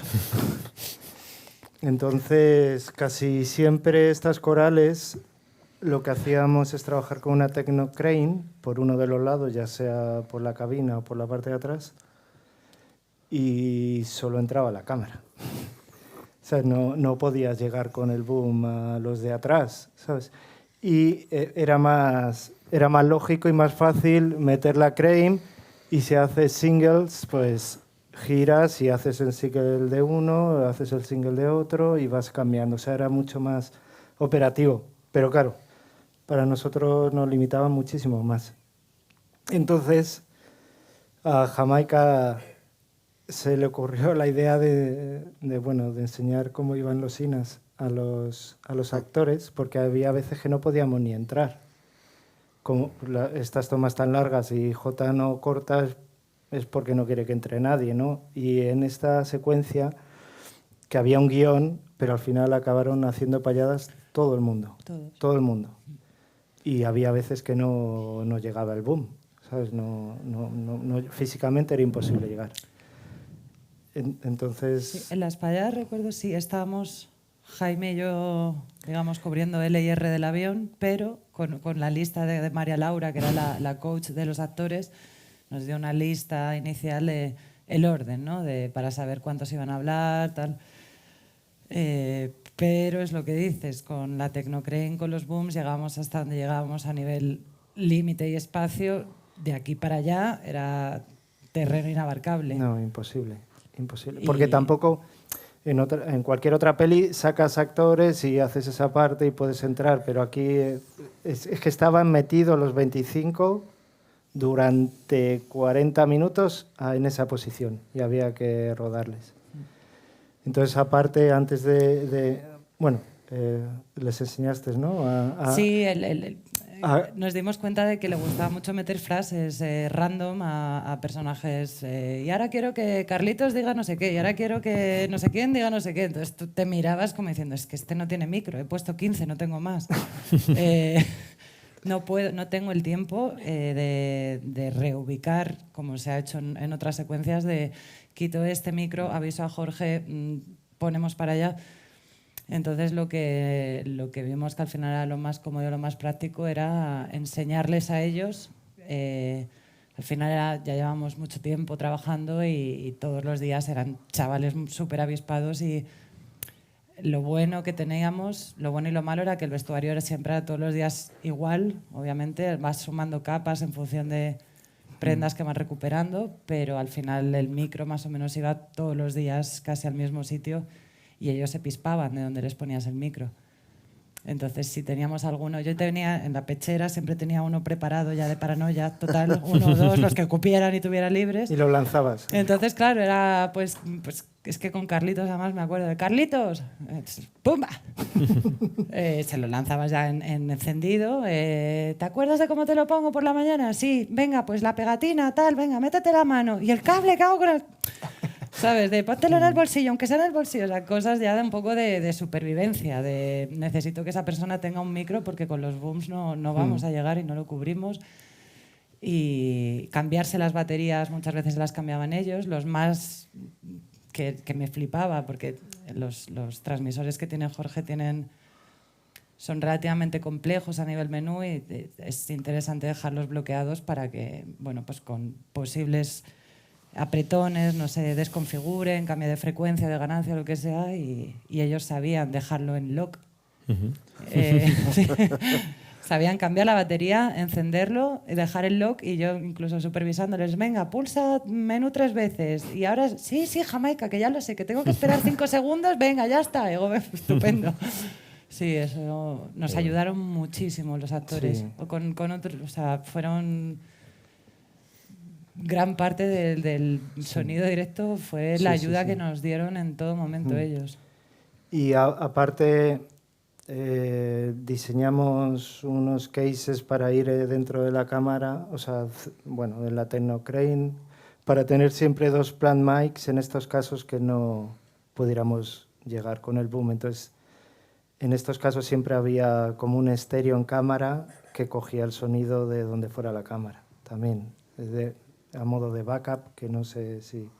Hombre, yo creo que en la avalancha después sí que se utilizó mucho, porque bueno, ahora hablaremos de la avalancha, pero como la veis, así era. O sea, había esto de... Sí, claro, es que es como distancia. payadas, esa dificultad de frases aleatorias a X personajes, de tener que cerrar y abrir tramos de la pértiga en toma. Planos de 30 minutos, planos o sea, de imaginaros. 30 minutos, Que es sí. Y luego complicado. es como esa parte, boom de nieve, y luego post-nieve, post-cañonazo de nieve, el espacio que se ve es el espacio real para operadores, para microfonistas y para actores. Era desde ras de nieve donde empiezan a salir cabezas hasta el techo, Nada, no lo había que más de veis, esto. lo que veis sí era nieve real, ¿eh? Eso O sea, es. Y era- sí, estaban tumbados, ¿no? Que joder, esa semana fue dureta. sí, yo recuerdo que a mí se me dormían las extremidades de las posturas de... Encima, ópticas muy angulares, íbamos mucho con 32, para dar también esa sensación de agobio, ¿no? de agobio, De eso agobio, es. Entonces, sí. claro, era... los que conozcáis, que sé que muchos conocéis a Jaime, mide casi 1,90. Yo tampoco soy chiquitilla y estábamos en un espacio así. O sea, la sensación que tenían ellos de agobio la teníamos nosotros. Y ahí fue se muy utilizó complicado. también mucho, bueno, yo mezclaba, porque yo mezclo ahí en directo también, y mezclaba mucho esos micros para todos los gritos cuando se movía la cámara para un lado y para otro. Y aparte llevaban inalámbricos siempre también, ¿eh? Que la mayoría de las veces en estas secuencias pues que no sonarían muy bien, pero nunca sabes. Siempre puedes sacar algo de ahí, ¿no? Sí. Y Uriel, el tema de, se escucha mucho al principio todo esto que contabas antes, de los vientos silbantes, ¿no? Los golpes en el fuselaje, los esa temblores, ¿no? Bueno, cuéntanos un poco el Bueno, diseño de la escena- previa y la avalancha, ¿no? Como, Creo que la escena de la avalancha, la bobina 3, es una película como dentro de la película, ¿no? O sea, es como que todos se quedan encerrados, esto es una película muy abierta, ¿no? Y de repente se encerraban. La escena de las payadas, pues es cierto, se improvisó mucho y luego se volvieron a grabar más cosas. Porque en la película hay muchos personajes y todo se rodó por muchos personajes, pero luego muchos personajes no podían estar igual de presentes durante todo el rato de la película. Entonces, era como una película, el montaje de la película era como vasos comunicantes, ¿no? Si quitabas mucho de un personaje, luego se descompensaba y no entendías por qué luego sobresalía en otra parte de la película. Y entonces, con el sonido... de alguna manera teníamos que dar más presencia en una escena que no se le veía tanto. O sea, hicimos como trampas invisibles para que... Y esta escena no hay muchas cosas, pero todo lo que se ve en plano es directo, pero sí en off llenamos de muchas reacciones de ¿pero qué dices? No sé qué. Y entonces... se trabajó un poco el hecho de que todos los personajes tuvieran cierta presencia en esa escena, ¿no? El viento, el howling este que habéis oído es el tubo que os he enseñado antes. Y luego se me ha quedado en tintero que lo que descubrí con lo de los Venega Brothers, que oía el ruido, que pensaba que era un frito del rodaje, que al final era, perdón, de la grabación, que era la arena, la nieve arrastrándose, pues pensé, ostras, ¿dónde puedo sacar más material? Y entonces me ocurrió usar material de viento del desierto, porque no tenía tampoco ni animales ni árboles, sobre todo árboles y hojas. Y si había algún pajarito o algo lo podía borrar. Entonces recurrí a algunas cosas que tenía grabado en los monegros y luego también de archivo encontré una librería, varias librerías, y también hablé con gente. Buscamos... lo que os recomiendo es que nunca os centréis en una fuente sonora. O sea, la película, como más fuentes sonoras tengáis, más rico va a ser la película. Usamos micrófonos ambisónicos, pero no hagáis una película solo con micrófonos ambisónicos. No hagáis una película solo con como más diversidad sonora. Luego, si tenéis un buen mezclador como él, entonces todo parece que esté conectado. Entonces Marc lo hace. Entonces, como más fuentes sonoras, la película, el sonido tiene más profundidad sonora, ¿no? Si tú agarras un ambiente ambisónico, va a tener, pero si luego añades cosas grabadas de mono, en estéreo, entonces vas generando como la imagen que es sonora es mucho más profunda. Entonces, pues hay muchos sonidos, muchas capas en el fuselaje, en esa escena, pero siempre intentábamos que no interfirieran con el diálogo, que fuera algo... pues que no molestara, ¿no? En la escena en la cual pues, todos tienen mucha hambre y deciden comer, pues hay como unas paradas dramáticas del ambiente y de los ruidos para generar esos silencios en algunos momentos. Y luego aquí hay, puedo poner, aquí tenemos una sesión, ¿es esto? Sí, esta sería la sesión lo dejo en play mientras hablo. Esto sería, aquí tendríamos por ejemplo los Wallace, que teníamos, ellos grabaron muchísimo material, perdón, esto es la secuencia del accidente.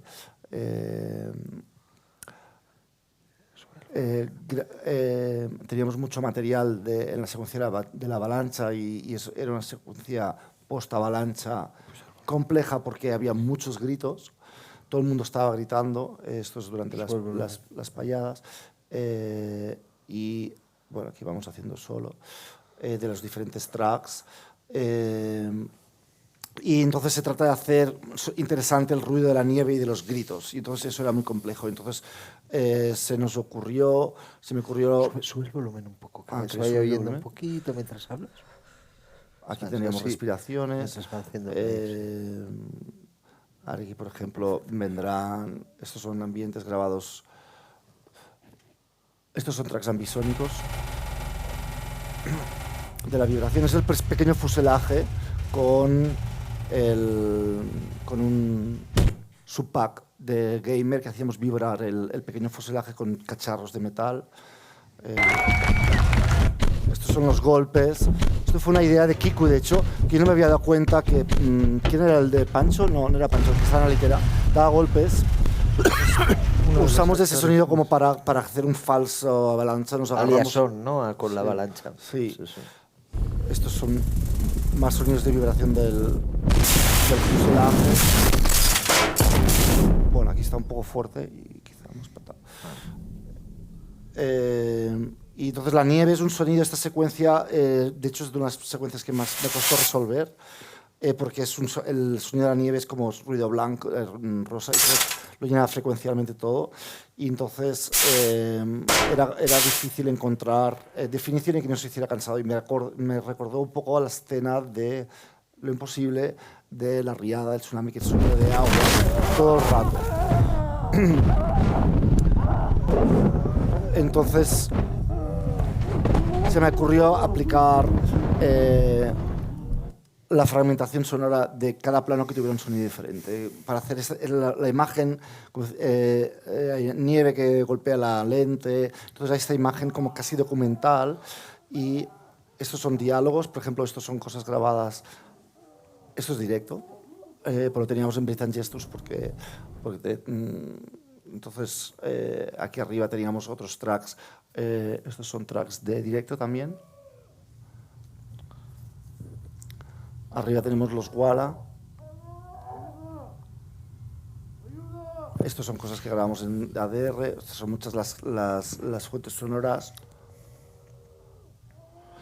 Y entonces lo que decimos es hacer fragmentación sonora, que cada plano tuviera diferentes frecuencias de graves, agudos, y la nieve, que es un sonido más que pudiera cruzar de un plano a otro. Porque si tienes todo el rato gente gritando durante todos los planos, la escena de hecho la escena era mucho más larga, y lo que ellos grabaron está en algunos momentos, pero no, era inaguantable.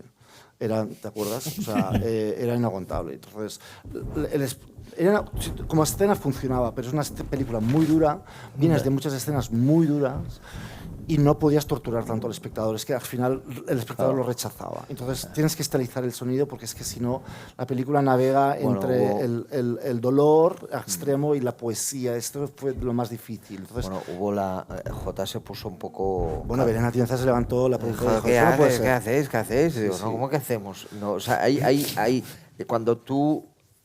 En los tres procesos que hay a nivel de sonido, yo creo que hay que entender que ellos hacen un trabajo extremo con un conocimiento. Baja un pelín, perdona, que no es muy bonito, pero... Sí, pero claro. Es que ahora te toca hablar. Perdón, perdón, es que me distraigo de una poca capacidad de concentración. No, que hay eso es muy importante, ¿no? Definir capacidad extrema. Todo el mundo tiene en la memoria el trabajo que ha hecho, o sea, y qué elementos, cómo los ha hecho.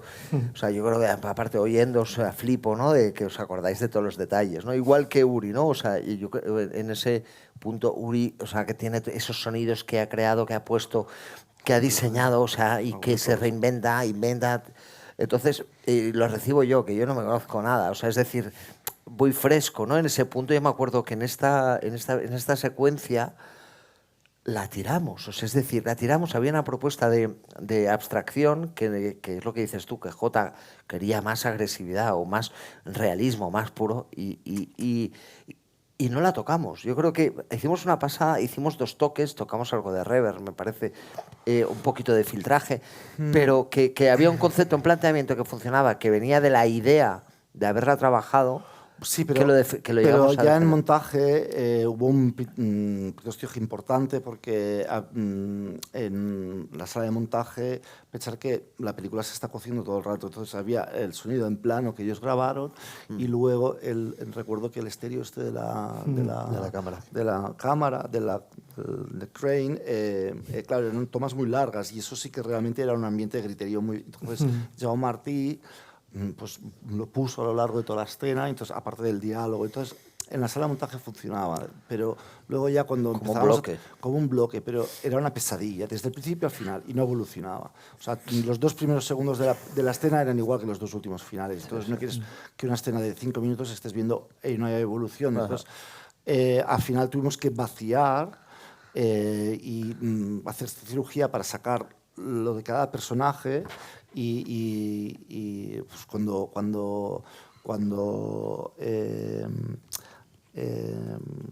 salen de la nieve y ellos gritan y salen ahí, eso es el sonido directo tal cual, o sea, está tal cual sin tocar. De hecho, yo quise añadimos un poco de distorsión en algunos momentos porque plásticamente funcionaba esto que os decía del sonido un poco más documentalista, ¿no? Y ahora sí. No sé bueno, qué estabas diciendo.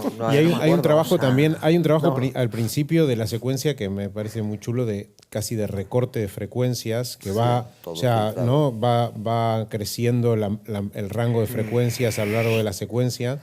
Que eso es un trabajo, Marc, cuéntanos un poco, ¿lo has trabajado con filtros de sí, cubo?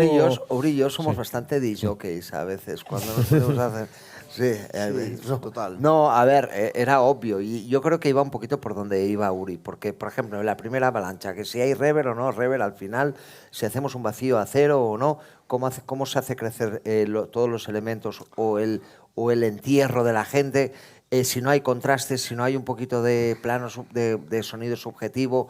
Entonces, lo ha dicho él, o sea, había que hacer algo así para presentar el plano, se abre el plano y se abre la gama frecuencial, ¿no? Entonces ya empiezas a desterrar. Luego... Recuerdo que Jota quería una reverb que colgara. Sí, cuando llegaba la primera sí, avalancha, cuando se les caía encima el corte a negro, quería una reverb. La Notre Dame, quería. Y nosotros, sí, exacto, que me gusta mucho. Y yo, es que no puede ser, o sea, la nieve se cae encima de ellos y eso es... No hay acústica y no puede ser. Sí. De hecho, en el plano se ve a Roy salir de la nieve. Eso estaba rodado, o sea, la nieve les caía encima y íbamos a negro y luego cortábamos al plano, ¿no? De la nieve y veía salir a Roy. Y se me ocurrió de hacerlo por sonido. Entonces le dije, ¿por qué no oímos como que estamos debajo de la nieve y luego cuando cortamos cuando se rompe? Y eso no lo tenía, no estaba rodado desde abajo, lo tenía rodado solo desde arriba. Y esa idea le gustó. Entonces era todo el rato intentar... que pasaran cosas con el sonido de la imagen y no tener todo el rato el mismo plano sonoro y el mismo, ¿sabes? Entonces, pero esto es lo que quería, mira, ahora me he acordado. Sí. Lo que quería explicar es que la parte analítica que hacen todo el equipo en un momento determinado de tomar unas decisiones porque creen que son las decisiones y luego está la decisión de la mezcla final, es decir, está la decisión, y no digo porque lo sea yo, sino la decisión de qué es lo que va a ver el espectador. En qué punto se va a encontrar el espectador en este momento. Y tienes que decidir, tío, se está viendo la flapa, no hay que ir por aquí, tienes que pensar en el público, está agotado, ahora una avalancha, que se están comiendo, o sea, frena, ¿no? Y tienes que acompañar, ¿no?, esa decisión de decir, bueno, hagámosla lo menos traumática, ¿no? Entonces, tiene ese punto también, ese momento de que me pareció muy interesante la apuesta de VFX con el quiebre del hielo. Sí. Que habéis usado muy poco sonido, que está muy bien eso también porque vienes de... Claro. O sea, habéis contrastado muchísimo también y prácticamente nada, ¿no? Lo hizo en 2 minutos, Uri. Bueno, está hecho con cristal. Es que esto llegó, este último efecto, este efecto llegó al final. La beta de hielo, sí, está hecho lo tenía de unos cristales rotos, muchos cristales rotos pequeños, pisados con el pie, entonces lo hicimos con eso. Sí. Pero eso llegó, sí, el último día de la mezcla. Sí, al final es si tú lo ves, el bloque entero es pues diálogo, naturalidad, agresividad, abstracción, puntos de vista, agresividad otra vez, ¿no? Y luego ya una parte hermética, que me acuerdo también que trabajamos mucho con la reverb, la acústica, las IRs que pusimos mucha, que luego la vaciamos, ¿no? Porque bueno, una vez viene la segunda avalancha. Sí, y el contraste era muy importante. Es que si no, realmente ya estás tan harto como espectador, no harto por la peli, sino harto por la fatiga, la extenuación, el estrés, lo que te puede suponer que un poquito de color y dinámica. Es buscar todo el rato colores para intentar explicar la misma idea de diferentes planos sonoros, usar diferentes frecuencias, la segunda avalancha, también el fuselaje, pues, ¿no? ¿Cómo puedes explicar que viene una avalancha desde fuera? Pues con la vibración del metal, ¿no? Y entonces cuando salen fuera, pues vamos de grave, ¿no? a agudo, a esta metralla de hielo golpeando el fuselaje y a ellos, ¿no? Recuerdo que ahí había puesto como un efecto como mucho más efectista, que al final eso fue una guerra que tuve con Jota y me lo quitó, pero creo que tenía razón. Y siempre tienes razón. Bueno, sí, es verdad.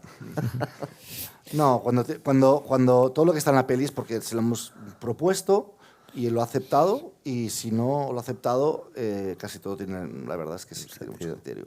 Pues, yo lo conozco desde hace muchos años y lo duro quizá de la mezcla, igual que vosotros, es que el montaje se estaba cerrando durante la mezcla, entonces yo no tenía perspectiva. O sea, entró una escena de 5 minutos, la de Roy y volviendo de la cola, que se pelean con una escena de 5 minutos, entró en la última semana, una escena que no había visto nunca, la última semana de mezclas, ¡pumba! Y entonces, claro... ataque de estrés. Claro, con todo lo que tienes. Entonces, bueno, al final la sacamos, pero lo necesito ver. Pero es cierto que luego él tiene una visión que tú estás, ¿no? enzarzado en resolver las cosas que te pide y que necesita la película, y al final pues lo resolvimos. Vamos a ver, si os parece, el último fragmento que tenemos preparado y ya hacemos una última charla sobre ese fragmento y acabamos, ¿vale? Dale. Vamos a ver el accidente. Bueno, nada, tenemos poco tiempo, queda poco tiempo, pero bueno, vamos a contarnos un poquito acerca de la secuencia, un poco partiendo de rodaje, cómo se rodó, cuánto tiempo llevó esta secuencia, es todo plató, hay combinación de localizaciones. Hasta que se estrellan es todo plató, desde que despegan, y nada, para el directo fue, yo creo que lo más fácil. Sí. Comparado con lo... Sí, porque no había mucho diálogo, como veis aquí, y luego ya todo lo demás, hay mucho efecto especial, aire, sistemas hidráulicos, tratamos, fue una semana y media, 2 casi. 2, sí. Tratamos cuando nos dejaban de hacer wild tracks, corales. Que fue difícil, pero salió algo. Algo, sí. Y nada, tratar de dar el mejor sonido referencia posible para todo lo que grabasteis, que costó, recuerdo que tuve que escribir a Belén Atienza, por favor, hacer esto, que todos ellos cantando, los aplausos al principio cuando juegan la pelota, todo eso es súper real y ahí funciona. Luego había ADR, pero ya como hay tanto ruido no funciona, pero en ese momento al principio de la escena hay mucha verdad y eso mola mucho. Costó, pero se hizo, y lo que digo, siempre tratando de dar un sonido de referencia para que luego podráis hacer otras cosas. Yo, aunque haya humo, viento, sonidos hidráulicos, siempre pongo un INA para pillar gritos y cosas que les puedes seguir de guía para luego hacer ADRs. Y se acabó la peli, ¿eh? De rodaje. Sí, es una escena que podríamos... Yo es lo primero que empecé a hacer, yo y todo nuestro equipo. Yosu me ayudó... Bueno, tengo que decir que Brendan ha estado en el equipo que está aquí con nosotros de montaje, el montador hecho... Brendan montó el helicóptero del final de la película, entre otras cosas, pero el helicóptero lo hizo muy bien. Yo eso estuve investigando sobre el Fairchild, que es todo digital, no existe, o sea, todo el interior es en plató y todos los exteriores son digitales, incluso cuando sale el hangar todo es un envío, sí que existe, pero no está en uso, había uno, pero no había pasado controles, bueno, era muy peligroso rodar en eso, entonces hicimos una investigación de a ver qué motor se parecía más, es un Rolls Royce Twin Turbo, que es una mezcla entre jet y hélice, en un momento entre que no había hélice y empezaron a aparecer los primeros turbopropulsores, entonces es un motor muy específico que hoy en día lleva el Fokker. Luego buscando, escuchando por online sonidos reales del Fairchild, nos acordamos que durante el rodaje había una escena eliminada que los padres vuelven a rescatar, vuelven a buscar los cadáveres ya en diciembre de los muertos y ellos ya habían de los muertos o buscar restos de sobrevivientes, que esta escena está eliminada y Jorge y el equipo de sonido directo, no sé si tú también estabas ahí. Cuando la escena de los padres buscando en el avión se usó. Es que tú llegaste un día más tarde, cuando... Por suerte, porque casi sí, hay un accidente sí, fuerte. Sí. Ese primer día a Chile, sí. yo llegué al día siguiente. Sí. Y fue una inspiración de ver cómo podía sonar. Y entonces, aquí un poco más atrás, entonces finalmente vemos el avión está hecho de muchas piezas sonoras, pero aquí podéis ver el interior y el exterior. Entonces, pues a ver si está un poco más tarde. Aquí lo podéis ver un poco mejor. Los tracks que de arriba sería el interior. No lo veis todo. Aquí abajo hay un cuadrafónico también. Bueno, hay varias capas. Entonces, encontramos un experto que tenía grabaciones de aviones con muchísimos micrófonos, pero como 20 micrófonos. A ver si podéis ver el layout en algún sitio. Aquí un poco lo podéis ver, pero mira, aquí. Y entonces montábamos en los tracks de arriba el interior y en los tracks de abajo el exterior. Este track de aquí abajo son cuadrafónicos, ambisónicos. Entonces había muchos tracks, los podíamos planear, entonces en el interior y todos cortábamos. Entonces, se me ocurrió hacer con el motor, no había música, J ya lo tenía claro desde el principio. Entonces se me ocurrió con el motor del avión hacer como un crescendo dramático hasta este pitch infinito que sube y frecuencialmente desaparece. Un poco inspirado con la imagen y ir al silencio. Creía que era interesante antes del impacto porque ya veníamos de mucho ruido. Otra vez la película tenía que respirar. Entonces necesitábamos una capa muy larga de grabación del avión. No podía ser es una escena larga y no podías hacer un loop, era complejísimo. Ha sido quizá bastante complejo. Ahí puedes ver los exteriores y los interiores, ¿no?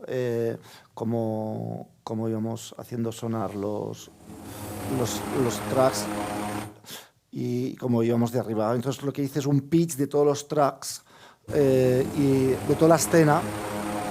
Aquí puedes ver con el tremolator cómo podía darle también esa fluctuación de las hélices. Si estábamos más cerca de las hélices, ¿no? Como modulando, o sea, esta escena podríamos estar hablando aquí durante 2 horas. Pero básicamente lo que hice es hacer un pitch de la rampa de toda la escena y entonces luego lo iba cortando interior y exterior y usando los micros que eran de interior y exterior y iba muteando los tracks, depende si estábamos interior o exterior. ¿Qué pasaba? Que cada vez que me cambiaban el montaje había que empezar desde cero porque si de repente un plano exterior era más corto y el interior había un salto de pitch que no era armónicamente y entonces había un salto. Entonces cada vez que me cambiaban el montaje era como había que volver a hacerlo. Pero yo ya tenía una plantilla hecha con todos los micrófonos y entonces lo empezaba a hacer ya. Pero bueno, son cosas que vas aprendiendo. Aquí veis sonidos ambisónicos grabados también con el micro ambisónico metidos dentro del fuselaje. Aquí podéis ver el decodificador ambisónico. Bueno, hay muchas capas de sonido. J quería este sonido roto casi al extremo de hecho, después de Venecia lo bajamos esto, ¿no? ¿Te acuerdas? Lo tuvimos que bajar porque ya es de la mano. Sí. Pero bueno, son necesidades que el director quería. Aquí había una escena que, bueno, ellos rezan y hablan, pero nos pareció interesante que el ruido se comiera a los diálogos. De alguna manera que casi no entenderías ya lo que dicen porque tienes esa sensación ya de locura máxima. Es una cosa que es la relación psicoacústica entre los sonidos, que esto Marc lo puedes hablar mejor que yo, pero es que si tú puedes tener un sonido muy fuerte, pero si es un diálogo nítido encima, psicoacústicamente vas a pensar que ese sonido no es tan fuerte. En cambio, a veces una trampa que podemos hacer para que el espectador perciba que un sonido es mucho más fuerte es dejar entre lo audible y no audible muy poco margen. Esta sensación de que ese sonido es mucho más fuerte. Y eso es algo que hemos usado mucho. La gestión de dinámica es algo que creo que debería estar con eso, porque ¿no? Quizá no. Contanos, sí, no, Marc, un poco, no, 30. ¿cuánto tiempo estuvisteis mezclando? No solo esta secuencia, digo, ¿cuánto tiempo estuvisteis mezclando? Es algo que me interesa mucho saber. Yo creo que completos 2 meses y medio, ¿no? 2 meses y medio. Pero claro, porque había varias versiones, es que hay que explicarlo bien. ¿Sabes? Unos 2 meses mezclando diferentes versiones. Igual, durante la sala de mezclas pasaron como 5, 6 o 7 versiones. Son muchas. Entonces, Ahí así puntualizo también, o sea, evidentemente la gestión de la dinámica era brutal. Luego también estábamos mezclando en 3 formatos a la vez, que era Atmos 7.1 y 5.1. O sea, La mezcla original se hizo en Theatrical Atmos. Theatrical Atmos. Entonces, sí que a la vez hicimos visionados solo escuchando 7.1, creo que era la que se hizo para Venecia, y también debíamos escuchar el 5.1. Íbamos escuchando en función de los pases. Pero evidentemente había que grabar los 3 masters. Y luego también quiero añadir que esa gestión de dinámica, que para Theatrical funciona mucho, de lo que comentaba Uri, esa relación psicoacústica de determinados elementos, había que trasladarlo luego a la mezcla en el film para Netflix. Entonces, ahí sí que tuve el apoyo de Edgar, ¿no? Que es un mezclador también habituado a hacer mezclas de Netflix. Que vamos, sí, luego estuvimos 5 días, ¿no? Exacto, entonces ahí hay muchas sensaciones que se pierden, obviamente, ¿no? Pero intentamos respetar al máximo la mezcla theatrical. Creo que el resultado de Netflix ha sido mucho mejor de lo esperado, porque realmente con ese cambio de dinámica, esos contrastes de sonido, para nosotros también un idioma no habitual, ¿no? A nivel de comprensión. Eso fue otro tema que hemos tocado, es que podíamos... Claro, o sea, los actores pasaban frío de verdad durante el rodaje. Sí, entonces yo creo que conseguimos, porque yo creo que eso es entre todos, esa comprensión, calidad, dinámica, y que no perdiéramos la sensación que hicimos en la mezcla de cine para televisión, ¿no? Entonces yo creo que no nos han dado el Oscar, pero vamos, o sea, nos ha faltado esto, pero bueno. Pero es cierto que se ha hecho mucho, se hizo mucho, o sea, no ADRs técnicos porque estuviera mal el sonido directo, sino que hubo cosas de guión que se cambiaron y los actores tenían demasiado frío en el rodaje y sabéis que cuando uno tiene mucho frío se congelan músculos y a veces se pronuncia más. María Laura hizo un trabajo increíble, o sea, es una mujer que ha hecho una cosa increíble, creo, o sea, coger todos estos chavales que muchos de ellos no han hecho una película y llevarlos a eso, pero el acento a veces era tan fuerte que costaba entenderlos, y entonces hemos hecho bastante cirugía de mantener el directo, pero añadir una R, quitar, no sé, para que se entendiera. Y luego, por último, hablar quizá de la voz en off que no hemos hablado, que es un elemento transversal en toda la peli, que gracias a los muchachos de Uruguay, de Montevideo, que era en Montevideo es una industria muy pequeña, entonces no había un estudio realmente de cine y es un estudio de música, y fuimos allá y tenían muchísimos micrófonos. Y micrófonos que no conocía, y usamos el Wunder de cinta con válvula de cristal. Me gustó mucho cómo sonaba, y cosas que vas descubriendo sobre el proceso, que como comentaba antes, ¿no? Pues vamos a grabar sonidos, pero es como un mundo va al mercado, ¿no? Sabes lo que quieres cocinar, pero bueno, ¿no? Recoger sonidos pues te inspira a cosas que quizá no tal. Pues el Wunder lo grabamos con el Neumann para estar seguros, el 87 de toda la vida, pero lo grabamos con ese micrófono que una vez más, es un color diferente y necesitamos Sí. separarnos. Si lo hubiéramos grabado Claro. con un micrófono, se nos hubiera quedado. Entonces queríamos que tuviera algo diferente. Es un micro que cuando planteamos la mezcla, creo que lo primero que hicimos era, como ya sonaba tan diferente por sí solo respecto a los demás, lo dejamos ahí, ¿no? Pero también para salirnos un poquito más de la pantalla, ¿te acuerdas que lo dijiste? Hostia, saquémoslo más para que haya mucho más contraste con Lo todo típico con toda hubiera la sido historia. con el Neumann o con, con una cosa como muy así, que ya tiene presencia la voz, pero nos parecía como... Entonces queríamos que fuera natural. Entonces ese micrófono nos daba un cuerpo, pero sin tener ese punch de un micrófono digital. O sea, era como más, ¿no? Tenía como esa suavidad y nos gustó. Y eso fue una aportación del equipo de Uruguay, la verdad. Muy chulo. Me gustaría, por último, la última parte, última pregunta. El tema del setup de mezclas, porque es algo que yo viendo fotos de las mezclas, me llama mucho la atención que tú, Marc, sigues trabajando con una mesa Externa. que no es un No es una un controlador de Pro Sí, Tools, ¿no? correcto. ¿Cómo hacéis para, primero, cómo era el setup? ¿Cuántos Pro Tools a la vez estabais trabajando? ¿Y cómo hacíais para trabajar con esta mesa externa, ¿no? ¿Cómo la implementáis en una mezcla tan compleja? Porque... Bueno, sinceramente, claro, Sí. son tantas películas que hemos hecho juntos con Sí. Uri que tenemos ya como una... Sí, aquí más se o puede ver menos... un poco. Teníamos 3 players. Perdona, luego, si No, quieres, Cap, tú porque continúa, tranqui. nosotros llevamos 3 players, uno con el diseño. ¿Otro con la música? Otro con... No, la música está último, ¿no? Sí. Música y otro con diálogos. ¿Y un recorder? Y el recorder aquí. Y luego el software de la mesa Y los software más de la el mesa. software de Atmos. Correcto. Entonces, el setup es básicamente diálogos, decidíamos qué, porque pues, al final es como encarar la mezcla en función de lo que vas a necesitar al final, ¿no? O sea, necesitas entregar unos diálogos, unas opcionales, necesitarás entregar un stand de músicas, un stand de efectos, etc. etc.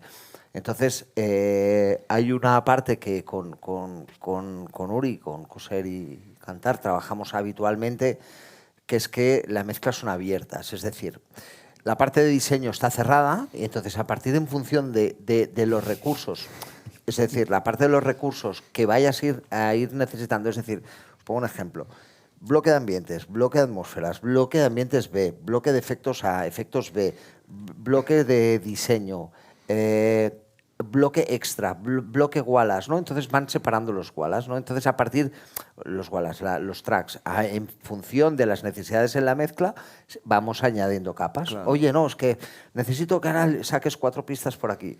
O sea, los diálogos, normalmente los diálogos y foleys, en este caso fue diferente, trabajábamos todo por individualizado. Es que en esta peli lo que hicimos... Era cada integrarlo película en FX. Hicimos un setup de nieves, ¿te acuerdas? Sí. Había todos unos tracks que salía todo lo que era interacción con nieve. Correcto. Entonces grabamos, como teníamos muchas fuentes sonoras, cosas grabadas en rodaje, cosas grabadas luego en field recording y cosas que Kiko Vidal nos hizo en estudio, porque a veces pues, la nieve querías un poco más de crunch, entonces hizo cosas de hielo, truquitos y cosas, entonces lo añadíamos, pero ya hacíamos un paquete que todo el sonido sonará Claro.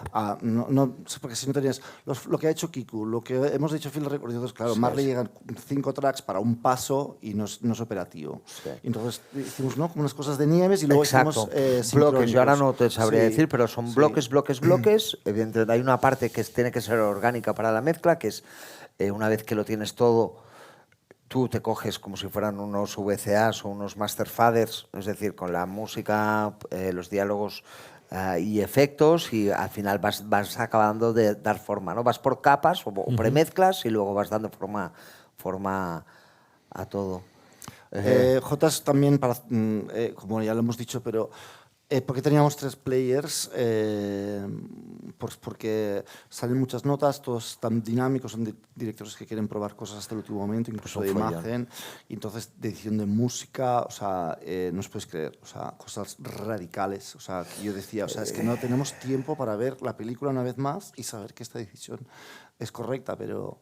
Bueno, Bueno, lo tienes, hacíamos o sea, igual tienes que... y- o sea, fijaros, para los cambios de montaje eran cambios en Pro Tools, cambios en la mesa, ¿vale? Pero ya no solo eso, sino también No. cambios de... ¿Recuerdas toda esa excursión que tuvimos de la música, que cogimos todo un bloque de música y lo muteamos todo? O sea, hay escenas enteras que estaban diseñadas para ver música y luego al revés. Y yo era como, pero ¿cómo? ¿Sabes? Y luego funciona muy bien, pero como ya sabes, pues tienes que tener todo preparado. O sea, todo preparado. Entonces, si muteas la música, pues que esté en todos los pasos, esté todo preparado. Entonces, por eso tenemos tantos tracks y también tenemos muchos tracks para que esté todo ordenado. A veces no está, tenemos, no sé, 200 y pico, no sé cuántas pistas llevábamos. Y entonces pues, no está sonando todo a la vez. Pero cuando vas a buscar algo, tienes que saber rápidamente Y dónde está. éramos Marc, tú, Ángel, ayudante de mezclas, y yo, éramos 4 personas. Solo 4 personas. Sí, 4 personas a destajo, casi uno con cada máquina y un poquito, hacíamos un poquito de todo, todos. Claro, entonces si de repente J dice, salen todas las notas, ¿no? Porque él viene a hacer un pase de la bobina, entonces empieza... entonces, ¿qué pasa? Tenemos 3 máquinas y entonces podemos operar en paralelo 3 veces cosas de edición. Correcto. Entonces, cuando está todo permitido para edición, entonces Marc hace play y lo mezcla. Entonces, siempre separamos las notas que son de edición. Claro. Y si solo hay una máquina, solo puede operar una persona. En cambio, si hay 3, podemos hacer una nota de música. Claro, uno va haciendo la nota de música, el otro de diálogos, el otro de efectos. diseño. Entonces, venga, dale el play. Entonces, sí, es un... Pero ahora que estáis contando todo esto, creo que hay una cosa en común. Pese a toda la diferencia Claro, de nuestro trabajo, claro. es todo puede cambiar. Claro, cualquier Te momento. puede pedir cualquier cosa en cualquier Sí, momento y claro. tienes que estar listo. Claro. Y es Sí. brutal, es Lo que, común a los lo que tres une esto. todo es el mismo director. Total, sí, Total. sí, de No, no. Sí. quiero esto y Y eso, y te digo que, no sé, yo creo que porque tenemos un carácter más latino, español, tiramos para adelante. En otros formatos y todo has estado... ¿Qué es decir latino? No, muy latino. No, quiero decir que expeditivo, que vas para adelante, que es igual. Tú has estado No, en no, sí, Estados sí. Unidos Yo y te recuerdo- dicen, para. El director se va de sala, se va a desayunar y hay un equipo exclusivo en remontar y todo. Y estás ahí, venga, ya está, ok, le das un play. Es la diferencia, ¿no? O sea, nosotros vamos, porque eso sí... por Es ejemplo, una mezcla de cómo se trabaja fuera y cómo se trabaja aquí. Y yo recuerdo en una entrevista que dijiste, dice, ¿cuál ha sido tu trabajo? Y me dijo Mar, bueno, yo hice de psicólogo más que nada. Porque llegamos todos a la mezcla y yo, muy tocado de muchos meses de que la película no ves la película, ¿no? Y vas ahí como puedes. Y al ¿Y final... te has recuperado? Sí. Bueno, todavía me queda un poco. Pero hay algo que, como estás tan inmerso en toda la información y lo estás viviendo, lo que decía antes de los actores, que pasan frío, pues nosotros igual. Conocimos a los sobrevivientes, todos al final, de alguna manera, instintivamente, ¿no? Y vosotros tomas las decisiones porque estás tan metido ahí. No sabes por qué llegas a una serie de conclusiones que dije, ¿cómo llega a esto, no? Porque estás ahí tan metido que al final te sale de una manera natural. Y eso es lo que consigue. Bueno, chicos, tenemos que cortar. Nos quedaríamos hablando mucho más, pero bueno, tenemos que cortar. O sea, Bueno, yo creo, estamos quiero viendo el tiempo. agradecer a Juan, a Cristian, evidentemente de Jamaica también, pero bueno, con Jamaica, Jorge, pero por hacer estas charlas de sonido que os lo habéis currado a la Academia de Cine. Hay que decirlo en voz alta, o sea, chapó. Bueno, muchas gracias. Muchas Espero que gracias. haya sido Y espero interesante. que hagamos Muchas gracias. Gracias.